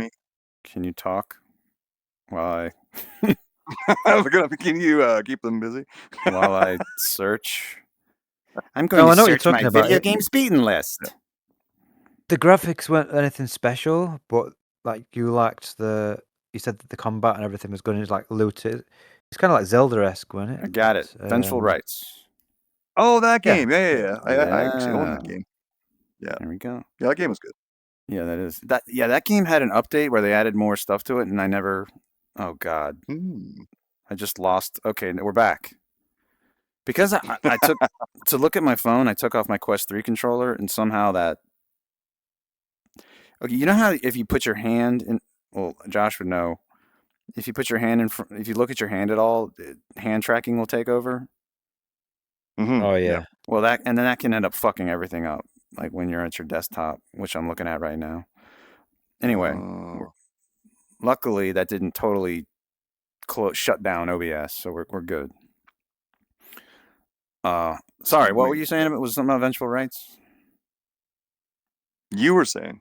I don't know what I was saying. You were saying they got a new update. You were saying it was a spell. I was saying it got an update with like new levels and shit. But yeah, that game has gesture magic, and it's a good game. I mean, maybe not now, but when I played it, that was like really impressive to me. The graphics aren't, not as good as this game. Yeah, Alex probably. It's not. Yeah, it was too shit for me. I'll be honest. Yeah. One game I did play actually. I've been playing some Blade and Sorcery mods for a video I'm making, and there's one mod called Dire Wand, DIRE wand, and it's actually really cool. You get this wand, and then you've got you pull the trigger to do some spells, and then you press the spell button to do other spells, and depending on what you do with the wand, it's all gesture based. So you can, for example, you've got a simple spell you'll press a button, and then you bring the wand to your mouth. And then you can breathe fire out of your mouth, or you can put it down to your hand, palm of your hand, and then twist your hand, and then it turns it into a torch at the end of the wand. And then you've got stuff where you can press a button and flick your wrist, and then you select an object, and then you can pull your hands out, and you can make scale things. So you can make a rock and then make it bigger, or you can select an enemy and then move your hand left and then right quickly, and you'll chop the head off. And it's really cool actually. There's 30 spells, and it's all gesture based. So you've got this it's a bit tricky to learn all the spells and stuff, but yeah, that's something that I'd love to see, something like that, but a full Wizards game where you're using that sort of system, but in something like the Wizards Dark Times where you're in a campaign with cool environments and enemies, and you're using this wand because you can pick people up and throw them around, and you can do all sorts of cool shit with it. Actually, you can turn them into chickens. You can select someone and turn them into a chicken. It's really cool stuff with it. That impressed me. I want to go to the next game. Let's do it. Okay. It's Demeo. Oh God. That game's so old, everyone's already played it. You guys like this game more than me. Yeah, that's an understatement. I had issues initially with I didn't understand the table tilt. You got what was it? You push a button for the table to tilt? You just push the thumbstick forward and backwards. But it doesn't do it smoothly. It's like increments, and I was like, "What the hell's going on?" Yeah. It's like snap turn. Yeah, why isn't it smooth? I don't know. Why is the sky blue? Who gives a shit? But because you're not doing it a lot, so you just once you've done it, it's done. Yeah. You don't have to mess around. Yeah. But okay, when it turned, it was like colliding with my face. I don't know. It was really strange to me. I don't know. You were in a crusty balls mood. I was in a crusty balls mood. You've put this in your list, so you can talk about it. We've already played this shit. Well, everybody already knows what this game is. You know, it's some sort of Dungeons and Dragons board game thing, and I'm just not into it. I tried it before with some random people, and I told you the guy was like breathing heavily into the mic the whole time, like, and the whole time I was playing with him. I couldn't even hear that. Couldn't hear that, man. You couldn't? No. Oh. Fuck, man. Well, it probably was that loud, too, and you were so mad. I can hear this teeny breathing in the background. What's the matter with you? Now, I've heard people where it's like you can hear every breath, and it's like... Yeah. Yeah. So, when I was playing with you guys, some of you had giant hands that were, like, in my face, and was that when you had the way out view? One or the other, yeah. And then our bodies depending on what scale you are, depends on what scale your hands are. So then Justin was moaning because when it was our turn, even though you don't see it when it's not your turn, like when it's his turn, our hands are invisible. But for some reason, when it's our turn, you can see the hands, and Justin was moaning because your hands are too big; they're in my way, and I can't see. They're like colliding with my face. So that my hands, it's like too big. The saltiest of tears. I'm surprised you didn't wreck your headset and short it out. Just fucking. You spent the entire time moaning about that game. It's God, yeah, painful. it's crazy. Yeah. Is there anything else to say about this game? I like it. I don't know. I didn't expect to like it. Neither did Alex when we played it. It's not really my kind of game. Not really Alex's kind of game. I can't even remember why the fuck we played it. Probably just because it has co-op. Really. I think Ivan was playing it. Oh, yeah, that's right. And Ivan was playing it. Yeah. So we thought we'd try it out, and we actually ended up liking it a lot more than we thought that we would. So you roll dice.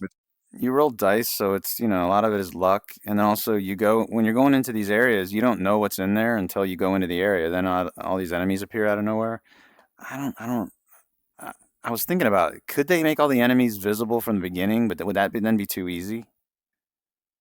Well, that's a part of the game. I mean, you have to uncover the map and figure out. If they showed you where the exit was, it was like, oh, well, you just know where you're going. It's not like if you were exploring a dungeon and you already fucking knew the whole goddamn dungeon. What's the point of exploring it? Yeah, it's like going into ancient dungeons and everything is just there and you can see everything. Come on, bro. Yeah, shit, man. Come on. Well, in ancient dungeon, you're first person, so there's no way for you to see through all the walls. With this game, so they have to simulate that through. Yeah, that's true. I don't know why I don't like it. You to agree on one thing. Yeah, I don't know why I don't like it. It's not yours. Right. Not everyone has to like every game. Well, you don't have to like it. Yeah. All right. Absolutely. I'll go to the next game. Next game is Spiderman Remastered. This has a Luke Ross mod. This is Beardo Benjo's video. I couldn't find a better video. So this is in third person. What I mean by better is I'm at a video where there isn't somebody sitting on the video. Yeah. So they don't get any better than Beardo's videos, dude. Yeah, this is in third person, not first person. I think Alex tried this before and he said it looked like shit. Initially, I was like, yeah, this does look like shit. Then I turned the DLSS off and it made it look a lot better. So I don't know if you messed with DLSS at all. You've got 4090 though. It ran like shit for me as well. It looked crap. It ran like crap. Oh, you can see in his video. On Spider-Man, you can even see like the blurriness surrounding him. So a lot of these Luke Ross mods has like blurriness will surround the NPCs and your character and stuff. It's just I hate his mods. I really fucking don't like them. Unless it's a game that doesn't push. Unless it's a game that isn't really demanding. Yeah, you're gonna see that blurriness. I have to change as a graphics sort. Like it's just a no-go for me. Yeah. For me, this was okay with my 4090. For me, it was the game itself. I've never liked these types of 3D third-person brawler type games where you're just like, punch this guy, flip over here, kick this guy, then flip to here, punch this guy. I don't like that shit. I never liked any of that Batman Arkham shit. Really? I never liked God of War. Wow. I never liked any of those games. Wow. Yep. Wow. I hate it. I'm not gonna say I hate it. You just shit in Alex's dinner right now. You just shut in my mouth, man. He showers in that kind of shit. He loves those games, dude. Nah. They're my favorite type of game. I love these third-person adventure games. Like this. Really? They're amazing. Spider-Man's one of the best. It's probably the best open world game I've ever played. I thought it was amazing. I like swinging on the web around the city. I hate the fighting. I hate it. Can't stand it. I thought the fighting was really well done, and I think it's a masterpiece. Well, most people agree with you, not me. With Vorpex with like some 3D. Yeah, I thought it was better than Luke Ross mods. Well, yeah, it's great. Probably is. It's a great game, and they brought out Miles Morales, and they brought out a sequel, and it's everyone loves it apart from Justin. Correct. It's just I love 2D brawlers. When it's 3D, it's just like too chaotic for me. That's just how I feel about it. The extra dimensions just no good for you. I don't like it. Not third person. If it was first person, we're stuck in the 80s. I'm stuck in the 80s. Yeah, no, first person would be great. It's specifically the third person. It's not Final Fight, bro. I fucking had it. I do love Final Fight. I do. So do I. I like 2D brawlers. In fact, what about you said you liked what's that Aloy game? Horizon. I played that first person. I did that first person with Luke Ross. Oh, right. Yeah, okay. I wouldn't like it at all third person. Yeah, I was gonna say because that's similar. I had that for PS4, and I played it, and I got bored with it. But then when I played it with the Luke Ross mod, because that game, it's not too demanding, so it ran well even with whatever the hell card. Maybe I had a 3080 then. It ran fine. Yeah, you did. Yeah. Yeah. Oh, and the other thing is this crashed 3 times on me. So then I just said, all right. Fuck it. I played it for maybe an hour. And it crashed 3 times in that time.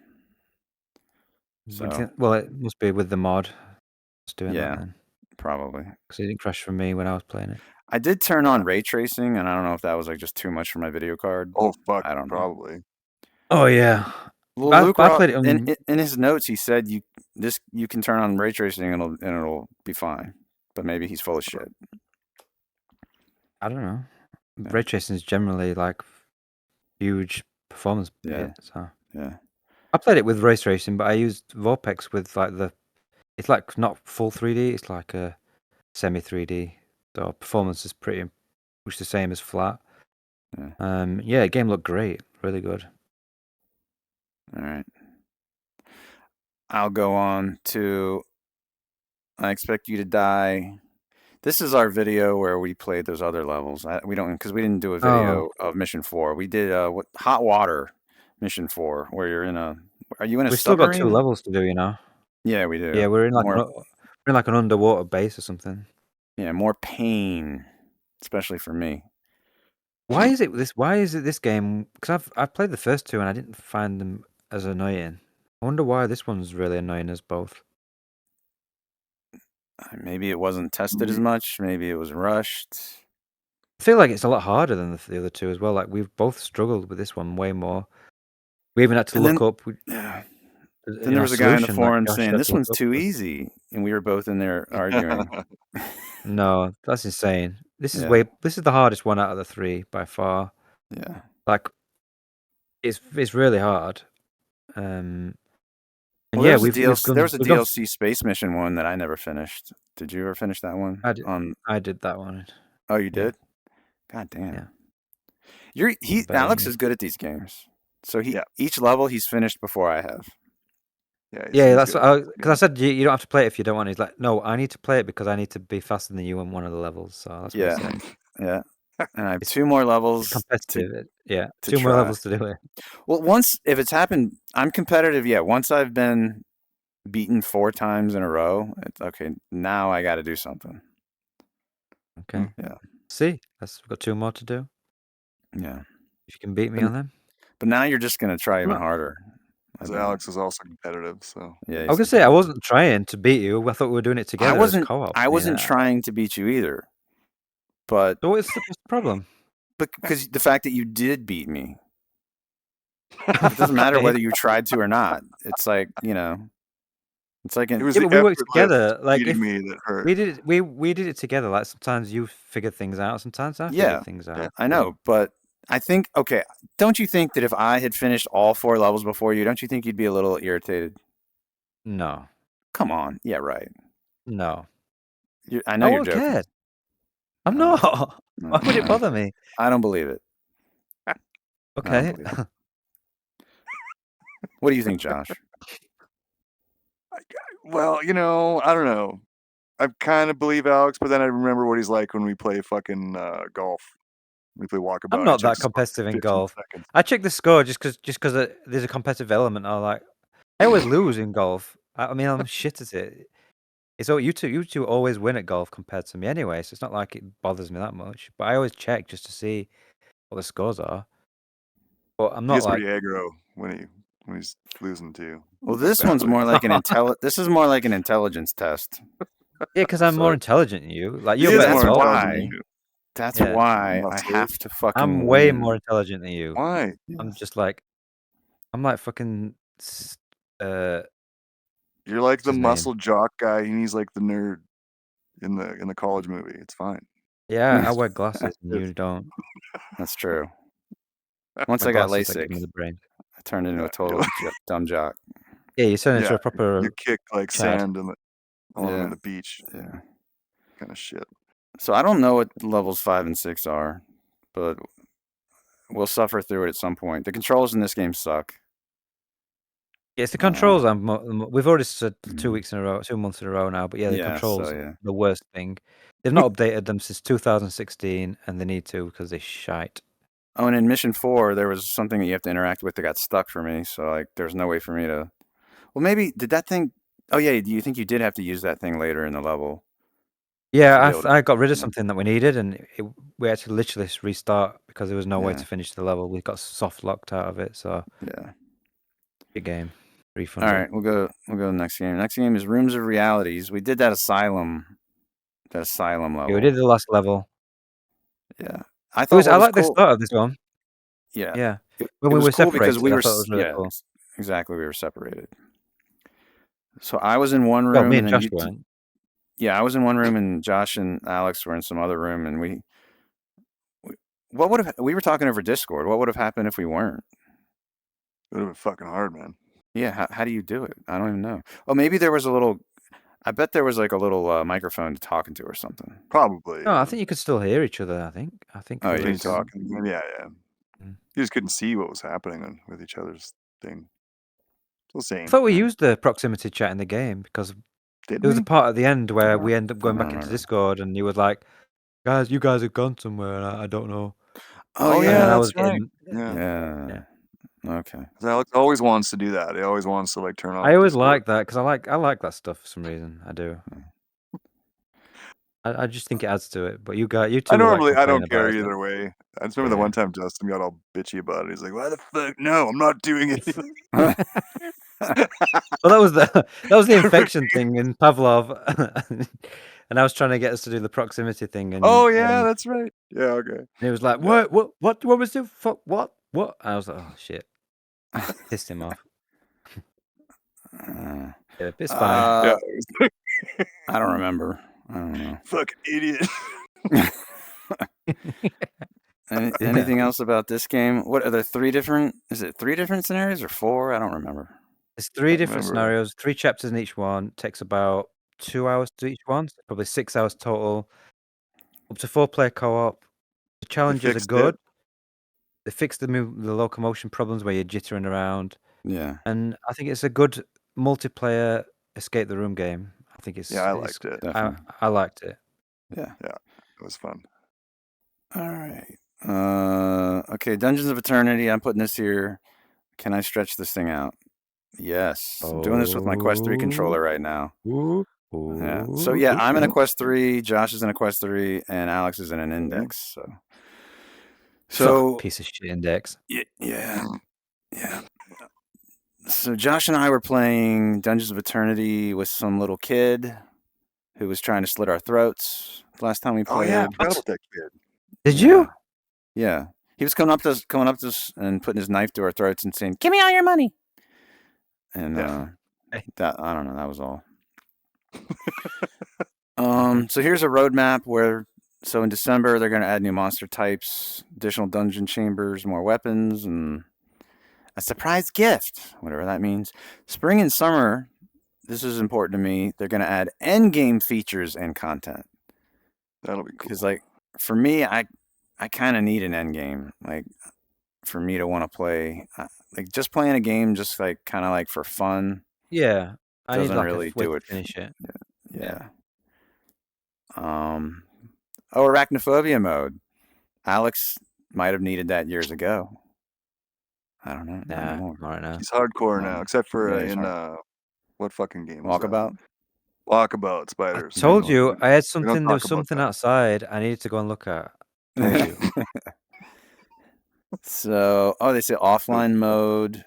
What does that mean? Like you would play with bots? I don't know what that means. By yourself, I guess. I don't know. More weapons and monsters, more traps and puzzles, new dungeon chambers. I thought they're bringing it to Steam. Are they bringing it to Steam? Did I read somewhere? I haven't never heard that. Oh shit! I thought for some Hopefully. reason. Maybe not then. Single player DLC. Paid content. Paid content. Yeah. Yeah. Fuck that. New playable realm. Blah blah blah. New quest mode. Do you see that?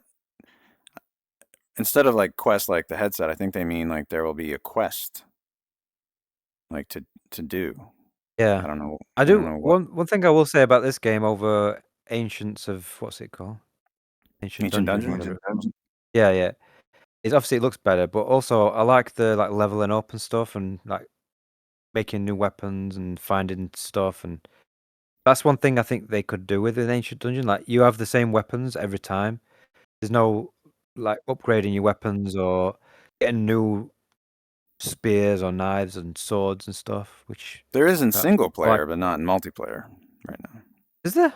Yeah, in Oh, single you player, can- in single player you can upgrade your weapons.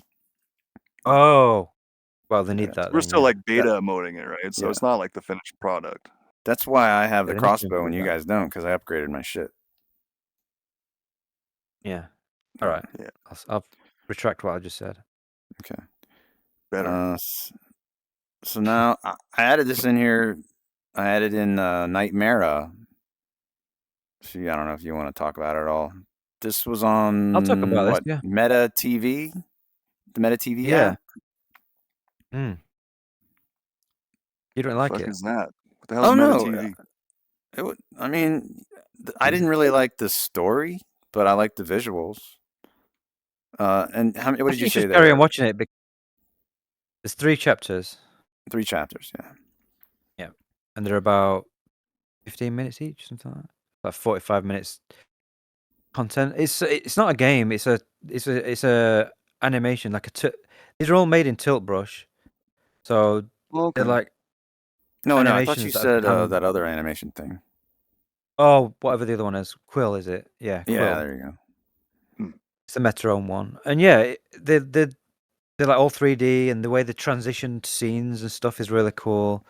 And I just thought it was really, really well done. This Nightmara. I didn't understand what was going on at first, but it does kind of reveal kind of more what's happening as you go through the different chapters. But yeah, I thought it was really cool. And I would just, it's completely free. Meta TV is already on your headset. It's already installed as default. So you go into Meta TV. You'll have to search for it. So just search for Nightmara. It's Night and then Mara, which is Mara. And you'll find these episodes, and they're completely free to watch. You can download them. They take seconds to download, even on my shitty internet, because I don't know, they're just not big files. And you can just sit back and just watch these. They're all what I like as well is that they're not 360. They're 180. So you can kind of just sit because I hate it when you've got these like passive things where you've got to stand up because of the 360 and you've got no way to like artificial turn. Because if I'm doing something passive, I want to sit down. I don't want to have to stand up while I'm just watching like an animation or something. Swivel chair. So I don't think you own a swivel chair, right? I don't. But yeah, like this one's all 180, so you can sit and you don't have to worry about turning around and stuff happening behind you and stuff.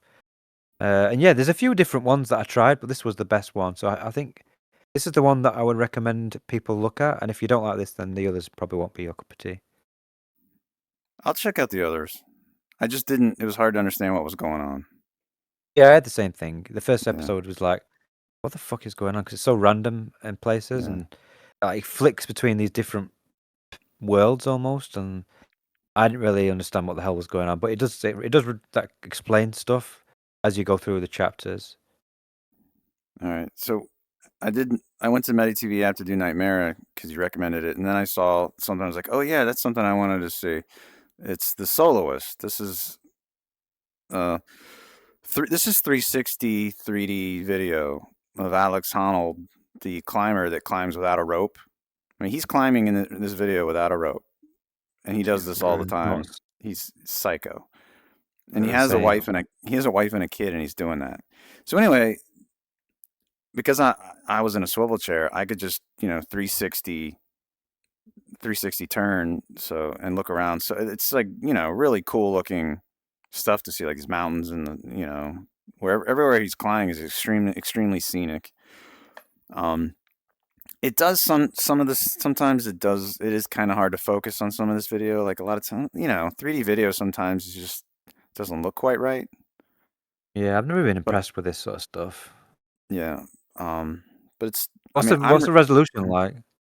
I thought the resolution was pretty good, but sometimes the frame rate wasn't. So sometimes if you'd see them walking past you, it would look kind of like reprojection.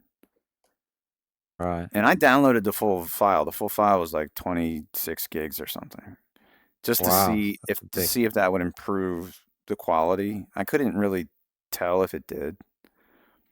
It's because it still had that reprojection look. If people were like walking pretty fast. Yeah, it's probably low frame rates. But the resolution looked pretty good to me. So this is bullshit that's on the Quest. Yeah, it's on the Quest. It's on the Quest. Okay. The Meta TV app, which is an app on your Quest. Okay. I haven't even looked at any of that shit. Yeah. And it's completely free. It's worth checking out, I think. Yeah, there's tons of shit in there. If you go to your library and then you just look for the Meta TV app, and then there's tons of shit in there. Oh, cool. Yeah. As well. Eh? Yeah. We'll check it out. I recommend this. I mean, this is crazy just to watch him climbing this shit without a rope. Yeah, it's fucking bananas, man. Yeah. I want to watch like animal documentaries like this, like where you can see the actual animal in 3D in front of you. That'd be really cool. I wonder if there's stuff like that on there that's actually good quality. Have to look for it. If anyone's got any recommendations. There's that Hold the World thing with David Attenborough, which we both already did that. Yeah, that was really cool, but I want to see like in the wild, sort of, that sort of BBC Planet Earth sort of documentary, but in 3D.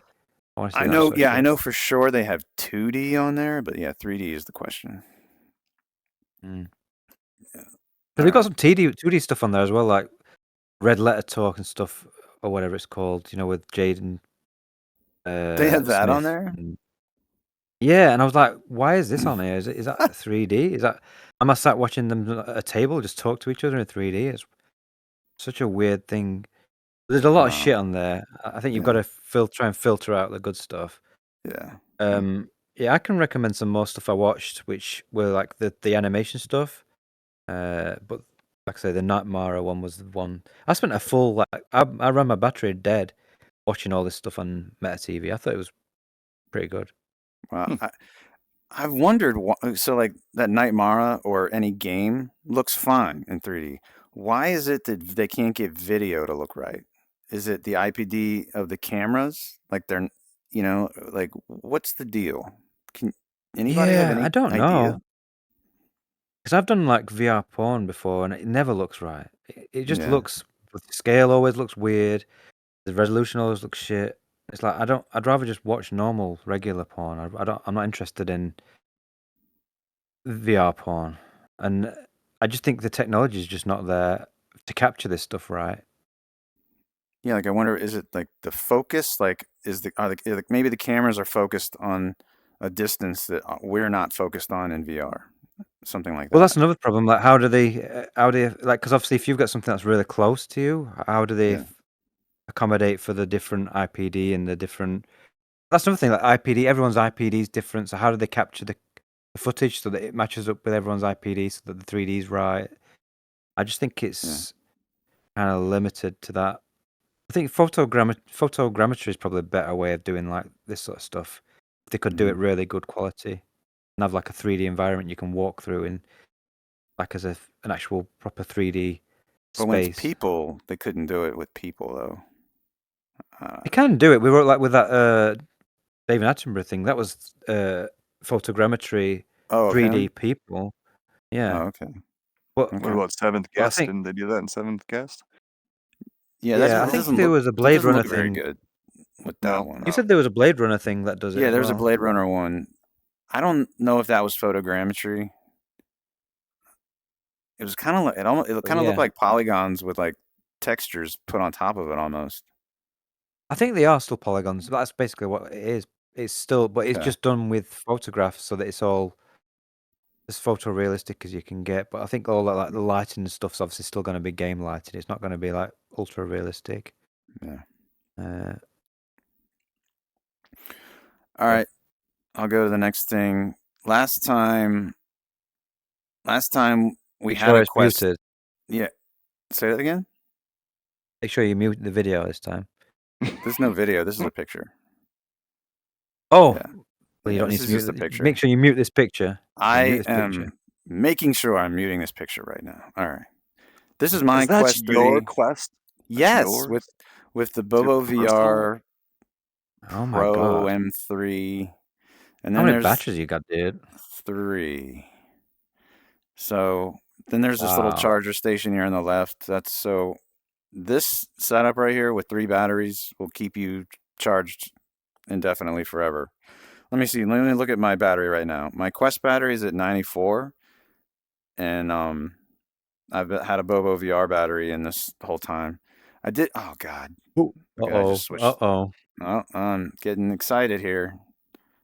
There we go. Look it all up. So this thing will keep your Quest 3 charged. I've had no issues. I haven't heard any humming because I heard some people say they heard humming.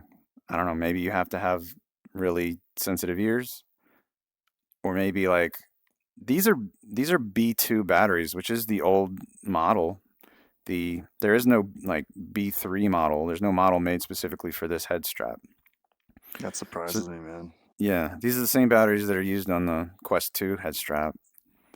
But maybe after a certain amount of time that you have them, maybe they can start to buzz, or who knows, or maybe they stop working well. So I have that on the black USB-C cable. That's coming from my PC, and then that white cable is just the cable that came with the Quest 3 to keep that charged. So that's how I keep all 3 batteries charged. Let's see. Here are the lenses. Oh, look, you can see me in the reflection. Why did you make it? Why do you have a boner? That would be hilarious. That would be hilarious if I was. It's definitely that would possible. be fucking definitely. All right. So one of the best things about the Quest 3 are these lenses. They're pancake lenses, so like they're extremely clear. They have great edge-to-edge clarity, even better than Index, and way less glare than Index. The only downside I would say to these lenses is that on the edges you can see some darkness, and Josh said he saw that too. Yep. Oh yeah. Yeah, but like it's only at the edges. It's not, it's not even very noticeable. It just gets darker. Like way out there. Yeah. This thing's much higher res. I don't have the resolution of, but you could look it up. The Quest 3. It's much higher res than what I'm used to with the Index. It's badass. Yeah. So it has a lot less screen door effect. There is, though, if I look at like right now I'm looking at a solid color on my desktop screen. I can see what might be Mura, which is unevenly lit pixels, or I'm not sure if it's just the screen door moving around. Josh, do you have any opinion? Have you seen Mura? You've seen Mura before, right? Yeah, I'm kind of leaning towards Mira, but I'm not sure either. So right now I'm in the Oculus Home, like the actual, old PC app, and it's all. I'm not the desktop view, but everything around it is all that white with that gray checker shit. Yeah. And on the white, you can see it when you move your head around. Yeah, for sure. Like it's not like crazy intense, like it's subtle, but it's there. Yeah. Yeah. Yeah, the worst Mura I ever saw was on PSVR 1. I saw some in my Vive. I saw some on my Index. I don't know if this is like the same, or it might be a little bit. Like, do you ever notice any Mura in your Index, Alex? Yeah. Okay. If you look up at like the sky and stuff, like Yeah. solid colors, you can see it sometimes. Okay. It's not bad. It's just very faint. Yeah. I don't think any of them are perfect yet, right? Yeah. All right. It's just, so what's this picture? This is where you adjust how far away the lenses are from your eyes. You push this button in on both sides, and then I have it set to the closest to get the most field of view. Okay. The field of view is, if you Google HMD geometry database, the field of view is pretty much the exact same horizontally as Index and Quest 3. It's the vertical field of view that Index has more of. And so, yeah, you can go there and you can see almost all the headsets and compare all their numbers. You can compare the binocular overlap, the field of view, and there's other things there too. Like the mask area. The mask area is what percentage of the screen is masked out. So like these manufacturers tell you the resolution of the headset, but they're actually telling you the full panel, which some of it's getting masked out. You're not seeing all those pixels. Yeah. Yeah. So one thing I've noticed, I think the binocular overlap on this isn't as good as Index. And on the HMD geometry database, you can see the actual number. It is less. But what was crazy to me was the Rift CV1 is one of the lowest headsets on there for binocular overlap. And I always thought there was something about that headset I didn't like. And then I looked and saw the Vive binocular overlap, and it was much higher. And I was like, all right, maybe that was it.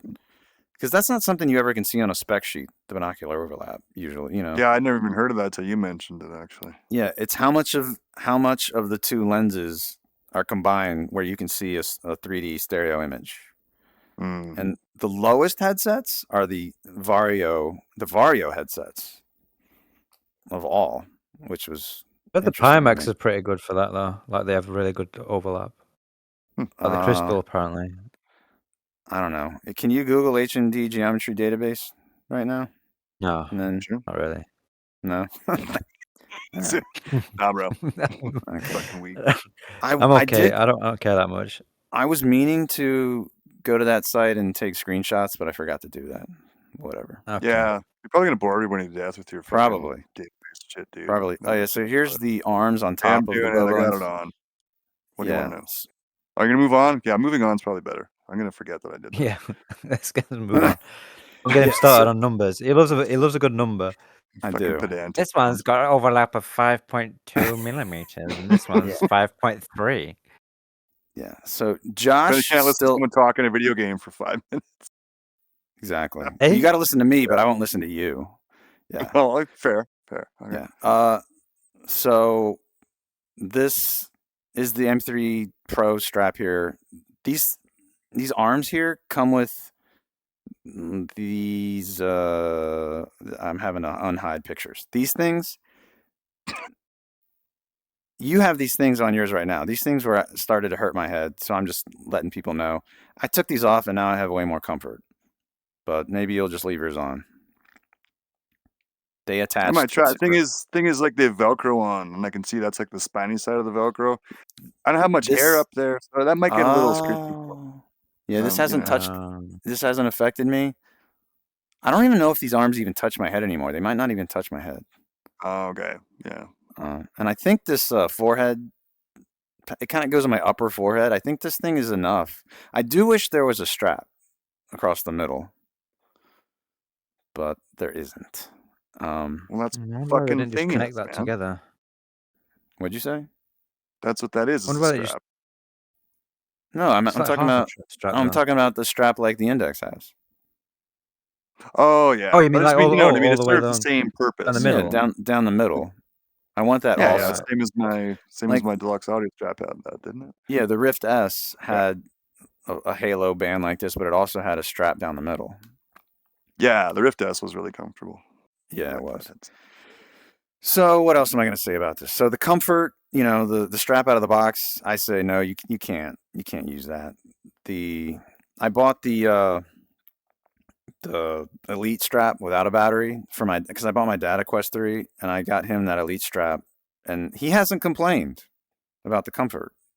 So maybe that's good enough. It's not as That's good as good. this Bobo strap though. With the I obviously just with got the one. counter. It's good. Yeah. And you were using just like the cloth strap before? No, I modified my deluxe audio strap to go on it. Oh, you got a 3D printed thing? No, I had ordered for the Quest 2 like an actual, not like a injection molded plastic, like a real piece to adapt it. So I just sort of modified it to fit on the Quest 3. Okay. I literally took the jock strap, ripped the fucking shit off of it, so it just had the plastic bits that clipped on, and I epoxied the other pieces to it. Okay. Yeah, so it's a bit Right. drastic for some people, I think, but it worked really well. Yeah. Yeah. All right. So obviously the controllers don't have a tracking ring anymore. The tracking, I don't know. Some people say it's better. Some people say it's worse. You have a Quest 2. You think it's better or worse? I'd say the same. Same. Okay. Yeah, I've still And noticed this kind of shit with bows and stuff. So, but it was shit Yeah. on the Quest as well. Okay. And I ordered the Meta straps. Did you you ordered them, right? Yeah, I got the Meta straps too. Yeah. So now we both have like an index like thing where we can open our hand. And some people Which have is said great. this is too abrasive, but I think for us it's fine. I have man hands, dude. Exactly. Man hands. Yeah, he like works So, on cars and cuts metal and shit. So Yeah. You're gonna end up hands with are those shredded. Play-Doh hands though when you're older. that is true. Got to worry No about way. that. You're gonna get those old Play-Doh hands because you've Animal got, hands. Pure rough steel. straps. Yeah. Yeah, some people said they're so rough that they returned them, but I don't Well, keep these things. they are a bit stretchy, but I mean, to me, I actually ordered them because they look like they were made of that kind of material because I'm thinking they'll actually last. Yeah. Okay. Yeah. Like they look well made to me. Whereas like I ordered one of those things like from one of those Kiwi companies or whatever for the Quest 2. And like the straps are rubber and they were soft, but they're just like this flimsy, shitty fucking balls rubber, man. Like you're always retightening them because they're like, literally stretching all the time. Like they're kind of junky, right? Like there is a bit of quality to the scritchy Oculus ones, or sorry, what are they called? Meta ones, Grandpa. But So I'm obviously using batteries and wireless, but you're using a link cable. yeah, I'm like the weirdo. But your link cable doesn't keep your Quest charged, right? No, that's the problem I'm having right now. It will not. But I'm because I bought a wondering- special cable that has for the Quest 2, because the Quest 2 had the same issue. So there was a special cable that you plug your power into the cable. So like the power isn't being run from your computer anymore. It's being run from your power supply. And it worked great on the Quest 2. It's not working. It extends my battery life like significantly, but it doesn't keep it charged. So But you're using a USB-C to a USB-A cable, aren't you? Yeah. So I'm wondering if you had USB-C to USB-C, if that would, because I read that USB-C provides more power. No. No, you don't think so? No, it's the power supply that supplies power. Cords don't supply power. Yeah, you get power over USB. They can. No, but I mean, it's not. There's no difference. Like, no, because USB-C has more bandwidth, doesn't it? Over a USB. We're not talking about bandwidth. We're talking about power. I looked it up and I read that. But I read that USB-C delivers more power. it's a really oversimplified way of stating something. But yeah, no, it's not quite that simple. And there's guys plugged in USB-C that have the same issue. So there's guys that'll run wireless with the USB-C plugged directly into their charger, and there's still battery running down. So yeah. Okay. Fortunately, that's not as simple of a solution. So we'll see. I have another cable that I've ordered. The problem is some kind of weird protocol thing, because like it charges fine off a battery, but it doesn't off my power supply. My power supply has just as much power or more than those Bobo batteries. So I think it's something to do with the communication between the two of them. So like my thing still uses quick charge protocol, and I think these use something called the PD protocol, which is for like the new power supplies for like whatchamacallit, computers and stuff, like laptops and shit. So I'm hoping a different cable might rectify it. So we'll see. It's coming today, actually. So okay, it'll be my last chance. If that doesn't work, I might make some weird hybrid thing where I can get the Bobo VR battery and splice that into the power, so it then disconnect the power from the PC on like a little jumper cable or something, and I'll see if that works. That's part of the reason I bought the Bobo. Well, you do wire trucks and shit, so yeah, I'm a wiring nerd. So. Yeah, you can do all that shit. Yeah. All right. So I've tried AirLink and Virtual Desktop and Steam Link for wireless, and for me, Virtual Desktop has been the best. And AirLink is, for me, the testing I did was the worst. It had like the most stutters. Like, I tested lots of games, but I tested Half-Life Alyx with all of them the most. And then, yeah, it was very noticeable stuttering with AirLink. And with Virtual Desktop, totally smooth. Steam Link, I did notice some stutters, but I put the settings all the way up. You have to go into like the VR settings, and then there's some sliders. There's two sliders. There's like one for the encoding level, and then one for like resolution or something. So I don't know. Have you either? I mean, I guess no. Neither of you have tried any of them. I have, yeah. Nope. Oh, wireless. I tried. I didn't try VDE because I didn't want to pay for it because I'm stingy. Okay. So I wasn't that interested in it, but I did try just to see what it was like, because I tried it on the Quest 2 and I tried it on the Quest 3. So I tried the AirLink and I tried the Steam one yesterday, but I didn't crank it up. I didn't know you could. So I just tried it really quick. You said it looked shitty, right? Oh, it was awful. Yeah, it was horrible. So yeah, I think a lot of people probably, because I have seen people posting that like on Reddit, but maybe they didn't crank it up at all. Because like once I cranked it up, it looked okay. Oh, I'm sure it looks a lot better. Yeah. It might have been lower res still, even at the max. My problem is like when you go into the fucking debug setting and you actually unleash all the potential of it, like you don't hold it back and you let it do full blast on the cable, it's fucking awesome. Yeah, it looks so good. Like it's really hard to do wireless for me after that, because it just looks so fucking amazing. So now I feel like I'm losing something, and I don't mind a cable, so I'm used to cable. I'm tempted to try it, but you probably shouldn't, because the battery thing, unless I figure that out. I'll see if I figure that out for you. Because if not, you're just gonna, you know what I mean? Why ignorance is bliss. Like Alex is so happy with his ignorance, right? Yeah, because with Virtual Desktop, I do notice compression. Even with like AV1 200 megabits a second, and then there's this new 264 X.264 Plus where you can go up to 500. And I'm still noticing with that I get less compression, but I'm still noticing some. Yeah, I mean, like the cable's gonna destroy it, obviously, right? Yeah, so. Especially on stuff like just flat textures of like grass, hay, and bark. That's where I'm seeing the most compression. It's weird. But the developer, Guy Godin, I was on his Discord, he was saying when I was talking about that to use the H or X? I can't. H.264. Oh, a different type plus. Of encoding. Yeah, he said use that one for any game that's like faster, that it'll be better than the AV1. Yeah, because like I'm just looking at the debug tool. The debug tool right now, and the bitrate I'm running is 960. 960, that would be nice. Yeah, and the encoded resolution width is 3664. And there's a bunch of other cool things. Like they actually have link sharpening in the debug tool. So kind of like the sharpening that we use for reshade and stuff. Like there's some pretty cool things in here that once you turn them on, it's like, holy fuck. Wow. Like, I hated the Quest 2. I hated it. I thought it was the biggest piece of shit on the face of the earth. But then because you can't even boost all the like resolution settings in the Quest 2 on the stock settings because it doesn't have enough bandwidth over the USB. You have to turn up the shit in debugged in order to run the full resolution on the headset. And once I did that, I actually didn't mind it anymore. So I just sort of left the same settings on when I turned on the Quest because it remembered all that shit, right? And I was like the Quest 3 and I was like, holy fuck, this is wicked. And then I tried running the wireless and I was just like, no, this is not.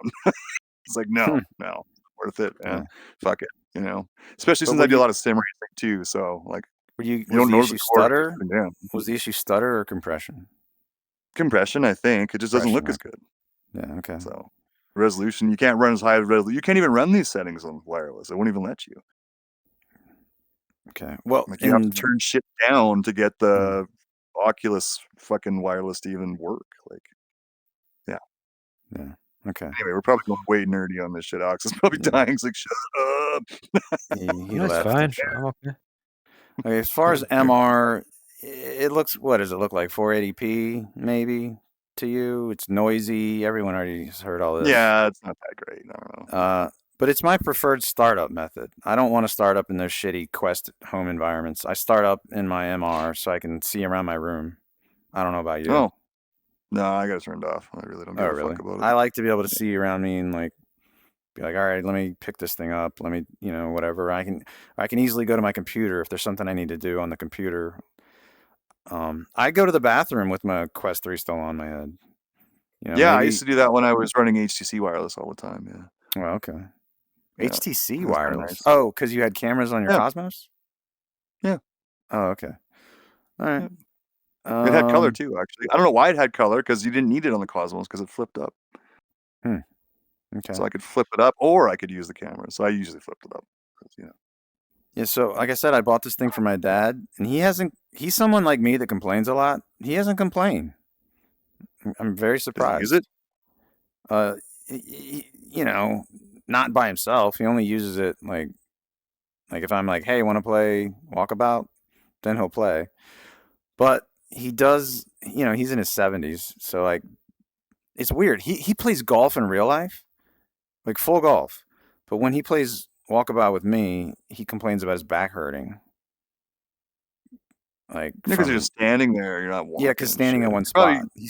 Yeah, and he probably gets in the golf cart and fucking drives to the next hole. You're getting some ass time, right? Yeah, he said he walks around when he's doing golf. I'm like, well, you could walk around while you're in VR. He tends to just kind of stand in one spot and not realize that he could walk around. I don't know. He doesn't want to crash into shit, man. I guess, yeah. So one more thing. All these Quest games have these referrals where you can get 25% off.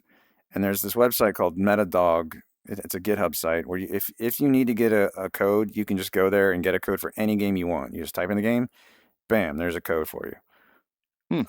Or you can just go, Discords and ask people, but then you got to ask them and then wait for them to respond, hoping they have a code. For example, my Assassin's Creed Nexus code, after a certain number of uses, it changed to 10% off. I don't know. I don't really know why. I don't know what the limit is. If there's like a 10 limit or a 5 limit. It's, somebody used the code and then was like, hey, wait a minute. It was only 10%. So be wary of that. But if someone uses your referral, you get $5 in the store. So there are all these people, I've talked to them on Discords that like it'll be a multi-platform release, like say 7th Guest. They get it on Quest because they can get it for free because they have so much in referrals, so much money. They'd rather have a free Quest version than have to pay money for the PC version, which I think is interesting. Like, I personally would rather have. Giving them. What are you saying? So the money that comes, obviously the money that they get for free, that's Meta pays them that money then. It goes into their Meta account. Yeah, so the developers are still getting their money though, aren't they? Yeah, the developers, as far as I know, get paid. It's Meta that's taking this hit. And this might help explain why they're not making any money. Because the person buying the game is getting 25% off, and then the person that gave the code is getting $5. So They I don't always know send how me like discount codes and stuff. They'll email me, oh, here's £4 towards your next purchase and stuff. So they constantly give me money. Yeah. I'm not sure what the strategy is. I guess get you addicted to their store. Yeah, let's bring you You're just back. getting It's like when I people to live, buy it's like when I games. lived by Yeah. that massage parlor, man, and they were sending me coupons every week. Come back, come back. We miss you. And I'm like, come on. I can't do it anymore. It's too expensive. Oh, wait, sorry. We're the VR podcast. All right, yeah. All right. Yeah. Anything That's else good about? keep you hooked on this. Oh, do you guys? I can ask you guys. I just thought of this. Huh? It just reminded me of it really quick. What the fuck is? They were trying to sell me some kind of Quest Plus, Meta Well, that's just a Plus. month. That's a subscription thing where you can get free games each month. It's just Oh, okay. So like Sony's, whatever the fuck that's called, like PS Xbox Plus. Game like Game Pass. Pass, and yeah. Okay, it's kind of what I figured it was, but I was like too lazy to like actually look into it. So, all right, now I know. All right. So Yeah, anyway, but like you said about Seventh Guest, though. I mean, I'd rather pay money to play it on PC than play it on the Yeah, Quest. get a good game. that's how I feel. But I think a lot of people feel the opposite. You just got to be ultra tight to do that, really, aren't you? Yeah. Yep. Yeah. Play a shitty version for free or a good version for money. Yeah. In summary, Quest 3 is definitely an index replacer. I don't want to use my index anymore at all. I went back to index to check the difference in compression when we were playing Pavlov, and I was like, oh my God, this is what it looked like? Holy shit. I was horrified. Yeah, replace your index, definitely. You said disgusted. You were I was disgusted. I was. Yeah. I was I'm gonna disgusted. gouge out my fucking eyes and have to play on this piece of shit. It was funny listening to your reaction, actually. Yeah, it was. Oh, and live when I was when we were playing the game. You were like, oh my, this is disgusting. Oh my God, who would play VR like this? Even though you've played it for 4 years like that, who would play VR like this? It's terrible. Yeah. I was trying to rile you up, but it wasn't. I don't think you took the bait. I don't give a shit. Yeah. Oh, fuck. All right, so we're going to the next thing. This is a headset that got announced. I don't personally care. The Varjo XR-4. The base one is going to be 3,990 pounds and dollars. Then there's this focal edition one that's 9,990. Then there's a government grade secure edition that is pricing on request. So obviously they made this thing. Do you think they intentionally made this thing look like a Quest 3? I mean, look at it. It's probably just the camera. You got to. There's only different cameras you got to put. But there's three pills, just like on the Quest 3 on the front. Yeah, because they'll have those the different cameras. In the corner. Maybe there's 7. They're tracking camera, I think. And then you've got the front ones. They're for the depth sensors for the MR. The stuff, MR. Yeah. Okay, so it has dual mini LED. See, I don't like here they say dual mini LED displays when it's LCDs. They just don't want to say it. So it has mini LED backlight with an LCD display. 3840. Yeah, 3840 by 3744 resolution. That's higher than Apple Vision Pro. So at 51 ppd, and they say 120 degree horizontal and 105 vertical field of view. I don't know what this color space shit means. 98% sRGB, whatever. I have no idea. 90 hertz, 200 nits brightness. I think the Quest 3 is about 100 nits. And big screen beyond might be 80 nits as comparison. How bright 20 do you need megapixels. to be? You want to burn your fucking eyes out? Like, yeah. Is that a good thing? Like, yeah.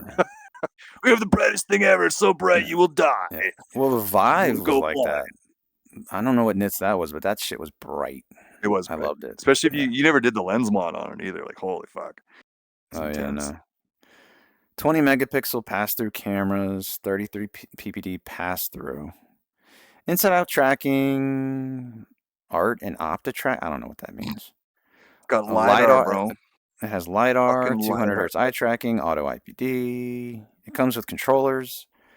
It has the audio built. Does it say here? It has the audio built in with a microphone, unlike the Varjo Aero. It does say the spatial audio shit. Look at the bottom. 0 gravity, comfort fit.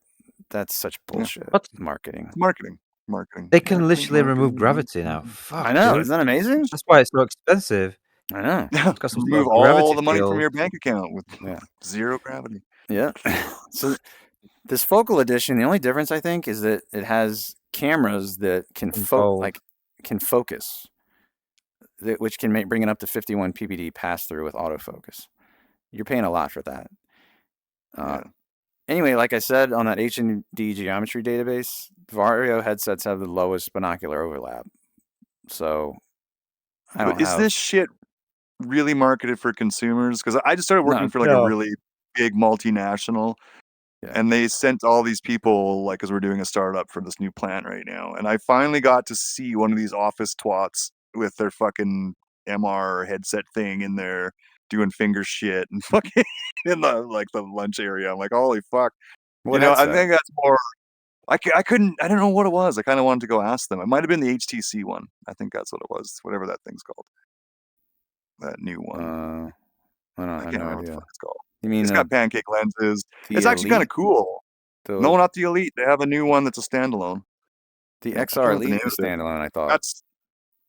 Well, maybe it is the XR Elite. Yeah, the one that you can make into prescription glasses by like adjusting it yourself. It's fucking cool.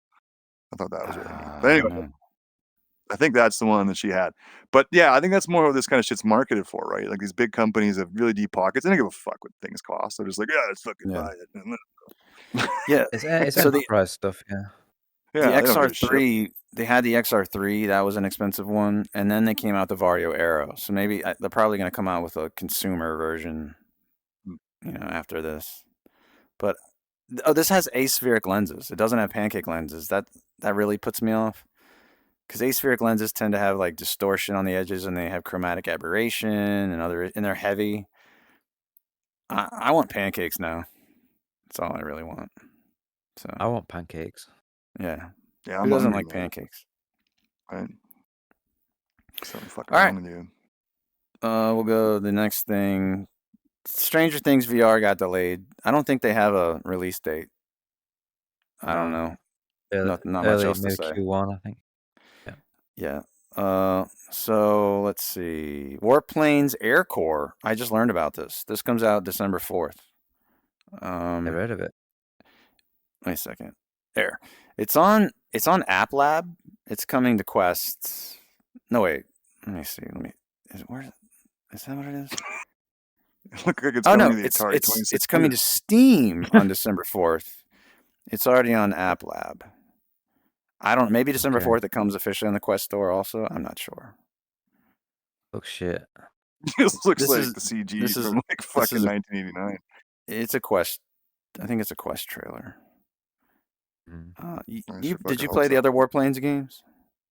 No. Oh, is it another Warplane? Is it an actual Warplanes Yeah, it's a Warplanes game. I assume that's what it was. The first ones didn't look too bad. This one for some reason looks a lot worse than the others. But this is Quest. Oh, this is a Quest footage, I think. For the Questicles. Yeah. So there's a Steam page. I get bored with these games, these flying games.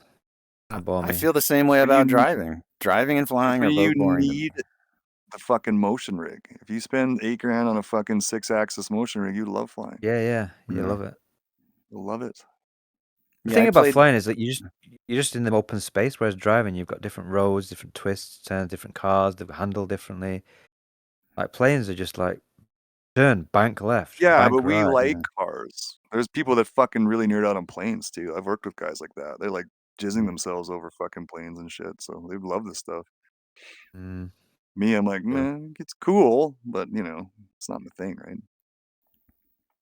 I guess in this one, you can get maybe a helicopter. This is like a more modern one. The other ones are like World War I and World War II. The multiplayer? Yeah, they're both. All of them are multiplayer. Oh, I've never tried the multiplayer. Yeah, I would try this multiplayer. Well. That'd be fun. Yeah. It's got to be better than that shitty helicopter game you and I played, Josh. Yeah, fuck, I forgot about that. That was janky as shit. Yeah. Yeah. The funny thing about that game though, it was like a $5 game and it was a complete piece of shit and it didn't work where the fuck. But we had like getting connected and stuff for multiplayer was flawless. It worked great. We had no problems getting connected. I thought I was quite shocked by that. That motherfucker should go into consulting for people to make multiplayer games. The game sucked. The game sucked. Just getting off the His ground networking was a struggle. fantastic. Yeah. Yeah, it was awful. Yeah. Or we just really sucked, or both. Maybe a little both. Yeah. Arashi Castles of Sin Final Cut comes out December 5th. 2 days. Yeah. And I've not seen any real proper footage yet. Yeah. It said use of tobacco in it. You can smoke in VR. That's my new thing now, is VR smoking. Was that a warning for use of tobacco? Yeah, it was on the warning. Wow. Use of tobacco. You can just slice people up, but use of tobacco is a concern. It's a warning. Yeah. All right. Hope it's good. We'll see. That's like a big IP, isn't it?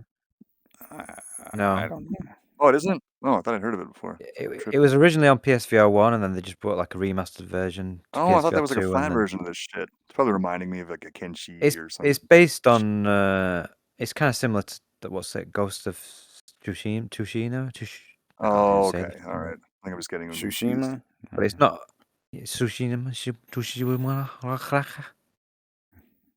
What? I don't know.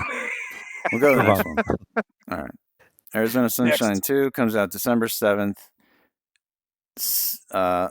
I'm the one asshole that hasn't played this. Because I'm not cool enough to get a key. Nope. Yeah. Why did he freeze? Okay, there you go.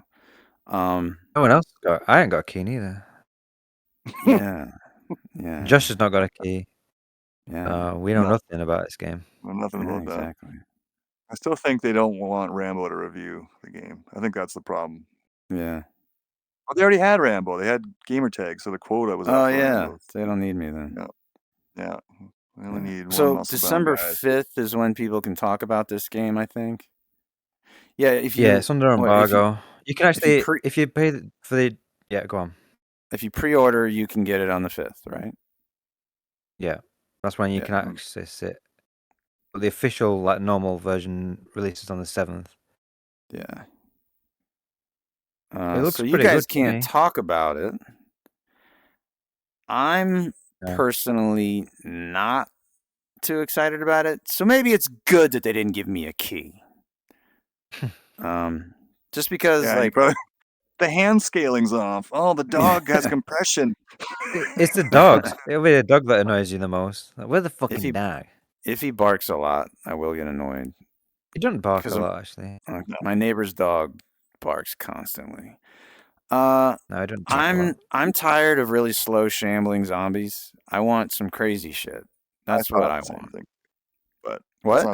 There are moments in this game that definitely get crazy. I'll just say that. But if they make it crazy just because it's a horde, I'm not into it.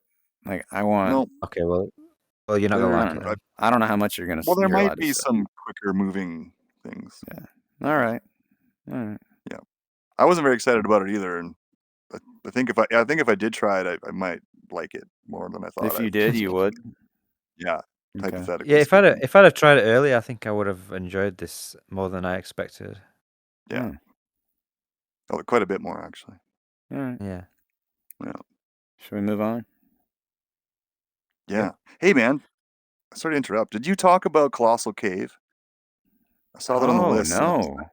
I was actually curious about this game. I've wanted to play it, and I've meant to ask you about it. Did I skip other games too? You skipped a game. I think that's the only one. Wait, is it? I don't even have it on here. Do I? I'm looking and I'm not seeing Colossal Cave. Like it's not. I didn't add it. Am I tripping balls? No, you're right. It's It's something I forgot to add. Wait. Yeah, it's on your list here. Colossal Cave. Oh, that's different. It's not in OBS. Oh, not an OBS. I'm talking about I can see your OBS stuff. I didn't add the video in OBS. On that fucking shitty thing you emailed me, Colossal Cave is on. It's on there. It's just not in OBS. To hear you talk about Colossal Cave. Oh, well. Shit. I have the video downloaded. Maybe I can just add. Watch what'll happen. I'll add the media source right now, and then like. You don't have to. It's fine. You could save it for next time. No, I can do it. I'm doing it right now with my with my Quest 3 controller in VR. Nice. We could just talk about it. Does anybody even watch it? Hopefully, No. we'll talk about 3 it. people. Did we listen to these at all? Okay, I just had to mute that source. Okay, here's the Colossal Cave trailer. Okay. So this came out in the 70s. Like, it's a game that ran on like a mainframe computer. 1976. It was a text-based game. I was going to say it was a text game. Okay. Yeah, text game. And this thing is point and click. I had really low expectations, but I was impressed by it. I was having fun exploring these, caves, and I never saw this pirate guy. It's kind of hard, actually, figuring out like what you need to do, because some of it's kind of cryptic, like figuring out, like knowing that you could do such and such with this item in this place. Like some of it you're not going to be able to know without looking up a guide. I thought the graphics were pretty good. You have a backpack where you have an inventory, and the backpack can only hold so many items. So like sometimes you have to drop items on the ground, or go back. You start at a shack. You have to go back to your shack and drop your items there, and then go back, delve back into the cavern. And I've gotten pretty far, but I got to some place where I just like, I had no clue when I got lost as hell. You'll get really lost in this game. Yeah, I can see that. It's not very expensive. No, I was eyeballing it before, and that was one of the things. I'd meant to try it, actually, but I forgot about it. So when I saw it, I was like, oh, sweet. I didn't even know you had tried it. So when you first load it, it defaults to controller-based locomotion. You got to switch it to head-based. I think every time I played the game, I had to switch it to head-based for some reason. Oh, really? Fuck. Yeah. There's some weird things with the menus. You can definitely tell it's indie. Yeah. But I recommend it. Cool. It doesn't have many Steam Steam reviews. So yeah. Oh, cool. Well, we should do some reviews for it if it's good. And I really like this kind of genre of game. So there's this British narrator guy. So when you click on things, yeah, he'll be like, "Oh, this is a lantern that you can put oil in." Yeah, and he says, "This is a tomato that you should put on your sandwich." Tomato ketchup dinner. Yeah. So you can either look at items or you can click on them to interact with them. And you toggle between that with grip. You toggle between eyes and using your hand. Yeah. And I don't. That's cool. Like you can get right up to enemies like the dragon or the snake. The snake right here, you can get right up in its face and it doesn't hurt you. It's just like the game's waiting for you to interact with that thing with an item in a particular way. So but sometimes out of nowhere, see that dwarf that just popped out of nowhere? They'll throw knives at you, and sometimes they'll kill you, and then game over. Then you got to start over from the beginning. You don't save. There's no saving your progress. Oh. Once it's over, it's over. So it could be there's a limited number of moves. You can't just wander around aimlessly as much as you want. Okay, so this is super old school. Yeah, it's super old school. But they said that if in the beginning there's this option do you want to take instructions or not? I read that if you take instructions, the game gives you more moves, a lot more moves, and it doesn't tell you what move number you're on. So I was playing, and then out of nowhere, it said I was out of moves at one point. But I think that playthrough I didn't take instructions, I think was the deal. Oh, that's cool. Did you ever play any of those old text games? I don't think so, no. Yeah, I played a few of them when I was a kid. They were fucking hard, man. Well, also because I was a kid too. But they weren't very forgiving games. You died super easy, and a lot of times they were very cryptic. It was very, they were tough. So it's kind of cool. One bad thing, you can move really fast in this game, which is good. You can turn the walking speed up super fast, but right now you can't turn up the turn speed. So if you're playing seated, the turn speed's pretty slow. And I left a comment about it, and so maybe they'll fix it. They do seem very responsive on the forums. Cool. Yeah. Nice. No, that's awesome. So yeah, I guess that's it. Cool. Thanks for pointing man. that out. All right. Thanks for letting us know.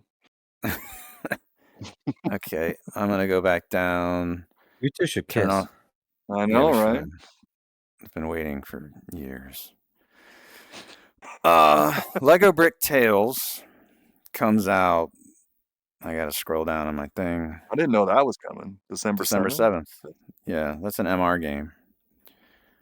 Oh, wait, shit. Okay, yeah. I did see that now you mentioned. I won't get it, but no. Cool. Maybe your kid will. My kids are too old now. Not yours. I'm just talking to a listener who has. You could probably get it with your Meta vouchers that you got. Yeah, I don't try it out. Your daughter, does she like Lego yet? Oh yeah, she likes, but she can't play. I'm not putting her in VR for a long time. No, she's only 4. I'm not doing it. Scared her eyes are gonna get fucked up. Yeah. But of course, with the Quest 3 and these lenses, I would have a lot less concerns. My initial concern before was about IPD. Their IPDs are way too small for VR. Oh yeah, that's true. But with the Quest 3, it seems like it would be better because these lenses have such a wide IPD range. Yeah. So the next one, Resident Evil 7, is coming out on December 8th for PSVR 2. Oh, this is another gamertag video. 4. What did I say? 7? 7. Yeah. Resident Evil 4. Yeah. I got the gamertag video, his reaction to the trailer, because the PlayStation trailer they wouldn't let me download it. I downloaded it. It said private video. But you use a different program to download. What are you using again? Oh yeah, WinX. WinX? Okay. That's some old school shit. I know, still around. It's better than 4K video downloader. Okay. Yeah. I'm just gonna wait for the Prey Dog mod. Obviously, I don't have a PSVR 2. None of us do. Yeah, I'm tempted to wait to play it on PSVR 2 just because I think the port will be a lot better. And obviously, it's going to have all the interactions and reloads and stuff. And yeah, I don't know. Sounds like the PSVR 2 would drive me fucking crazy. But with reprojection and horrible fucking There's Sweet that. Squad. Yeah, there is that. I don't know. I ain't got one anyway, so it doesn't matter. All right. When does this next one come out? Vertigo 2, Bottomless Up. I mean, the Vertigo 2 comes out to PSVR 2 on December 12th. This is the same trailer we already saw before. I don't know if there's anything to say. December 12th for PSVR 2. PSVR are getting some really good games this month. Yeah. Then Five Nights at Freddy's Help Wanted 2 comes out December 14th. I don't care about that. I played the original one. Damn it. There. I played the original one once. And that was about it. But kids are into this. I don't know. This trailer. Is it still relevant? I don't kids know. Still like this? Ask Alfonso. Yeah. It's the only kid we know. Yeah. But so, this is the first time I've ever looked at the trailer. You're putting makeup on a robot. Okay. Sweet. Paint the robots. We know what Justin. So it's like a mini game thing. Yeah. This is great for your audio listeners right now. We're just watching a video. Yeah, right. I mean, not saying anything. It's Five Nights at Freddy's. You gotta mess with the animatronic creatures. Well, the original one, had this mode where you have to like repair the animatronics, and it's kind of like playing Operation, where you have to delicately mess with their internals, and if you don't do it right, they're gonna spring up and give you a jump scare. There's stuff like that in this game. All right, Wallace Let me see. Wallace and Gromit, The Grand Getaway. Maybe Alex knows what the hell Wallace and Gromit is. I don't. That's British shit. Yeah, yeah, it's British shit. Yeah, it's 12 it's a cool British thing. Is it cool? Yeah, Really? Wallace and Gromit's awesome. Oh. You should watch them. The films. I was listening to his voice, and his voice was like annoying me. It's so British, man. I just couldn't handle it. Yeah. Gromit, as the cheese, Gromit. It's Yeah, they're cool, really cool films. They're really good. Comes out the 14th on Quest only. Oh, you can't play it, Alex.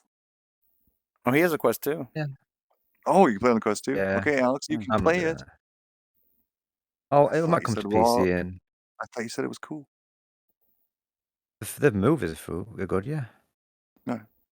All right. Asgard's Wrath 2 comes out December 15th. I'll be playing that, of course. I just reserved that like yesterday. That's probably my most looked for game, most anticipated game. Yeah. Did I say Quest 2? I don't know. It's coming to Quest, so I'm sure it's going to have Quest 3 enhancements. Yeah, I don't know if I said Quest 2 specifically. Because it's Asgard's Wrath 2, I might have said Quest 2. It's coming to Quest 2 and 3, to obviously. a Quest near Not you. Quest 1. Correct. Quest 1 doesn't exist anymore. Not Quest 1. Dead. It's dead. All right. This just got announced. Heartshot is coming out January 11th. I'm having hard times getting these things. Yeah, what is this? Okay, this is Heartshot. This has a Steam page. Coming January 11th. It's going to launch into early access with one chapter, apparently, and the other chapters are going to come out afterwards. Okay. Have you talked to these devs or anything? I just read some information on Reddit. It's not a roguelite or anything. It's an actual proper campaign with you have telekinesis abilities. It looks. Yeah, it looks cool. It looks really cool. Yeah. It's kind of like a what? Sci-fi shooter? Yeah. Huh. Yeah, this looks good.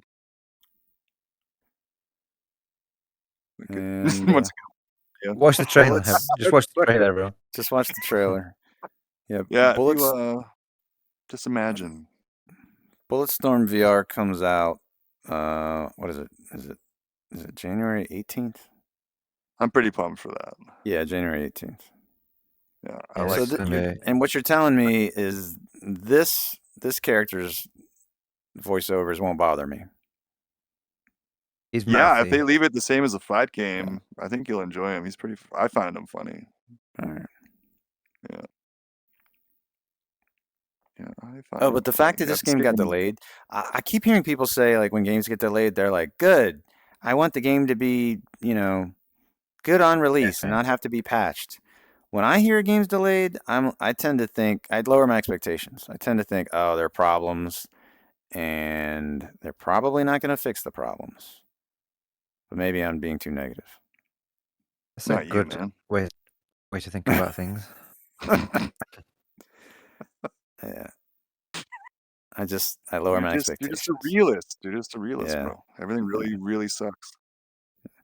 Yeah, so what got delayed? Stranger Things got delayed. Bulletstorm VR got delayed. What else? Oh, Vertigo 2 got delayed, but that can't suck. Vertigo 2 got super delayed. That was like one guy building the universe.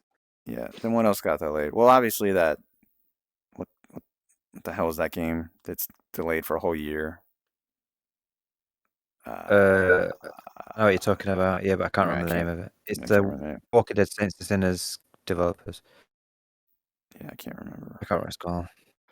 Arcane Age. We just got Arcane Age announced. This comes out Q1 of 2024, and this is by the Shadow Legends developers.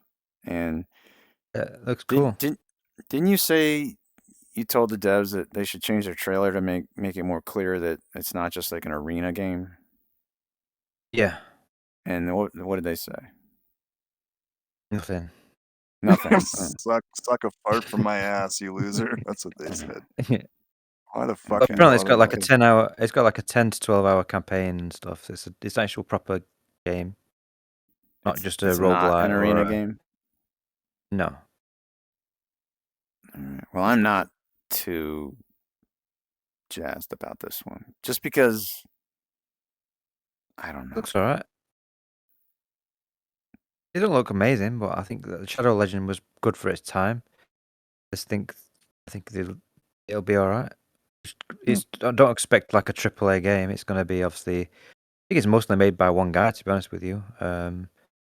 So I don't think it's going to be like the most polished, incredible thing ever. But like visually, it looks pretty interesting. Yeah, at least from these trailers. Watch the trailer, people. Yeah, watch the trailer. Yeah, it's. Because we're not going to describe What do it. you like? Describe it. Because I'm tired. For the visually impaired. It's Oh yeah, it's late. Man, It's late there. It's late there. Shit. Removed head. Yeah, no doubt. It's super late. Holy shit. Yeah. All right, we're done. Yeah. Is that the last one? That's the last one. Okay, good. 'Cause I'm tired. Thanks, everybody. Thanks for listening. Yeah. Thanks You for got listening. an outro, Josh? Oh God, I'm tired too. Okay. We're the 3 people that stuck with us till the end. Do you think even 3 people did? I don't know. Anyways. No. Thank you very much. No one's listening to this. Keep a tight ass, sailor. I don't know what the fuck you say. Have fun. Stay safe. Don't do what Justin does. Yep. Peace.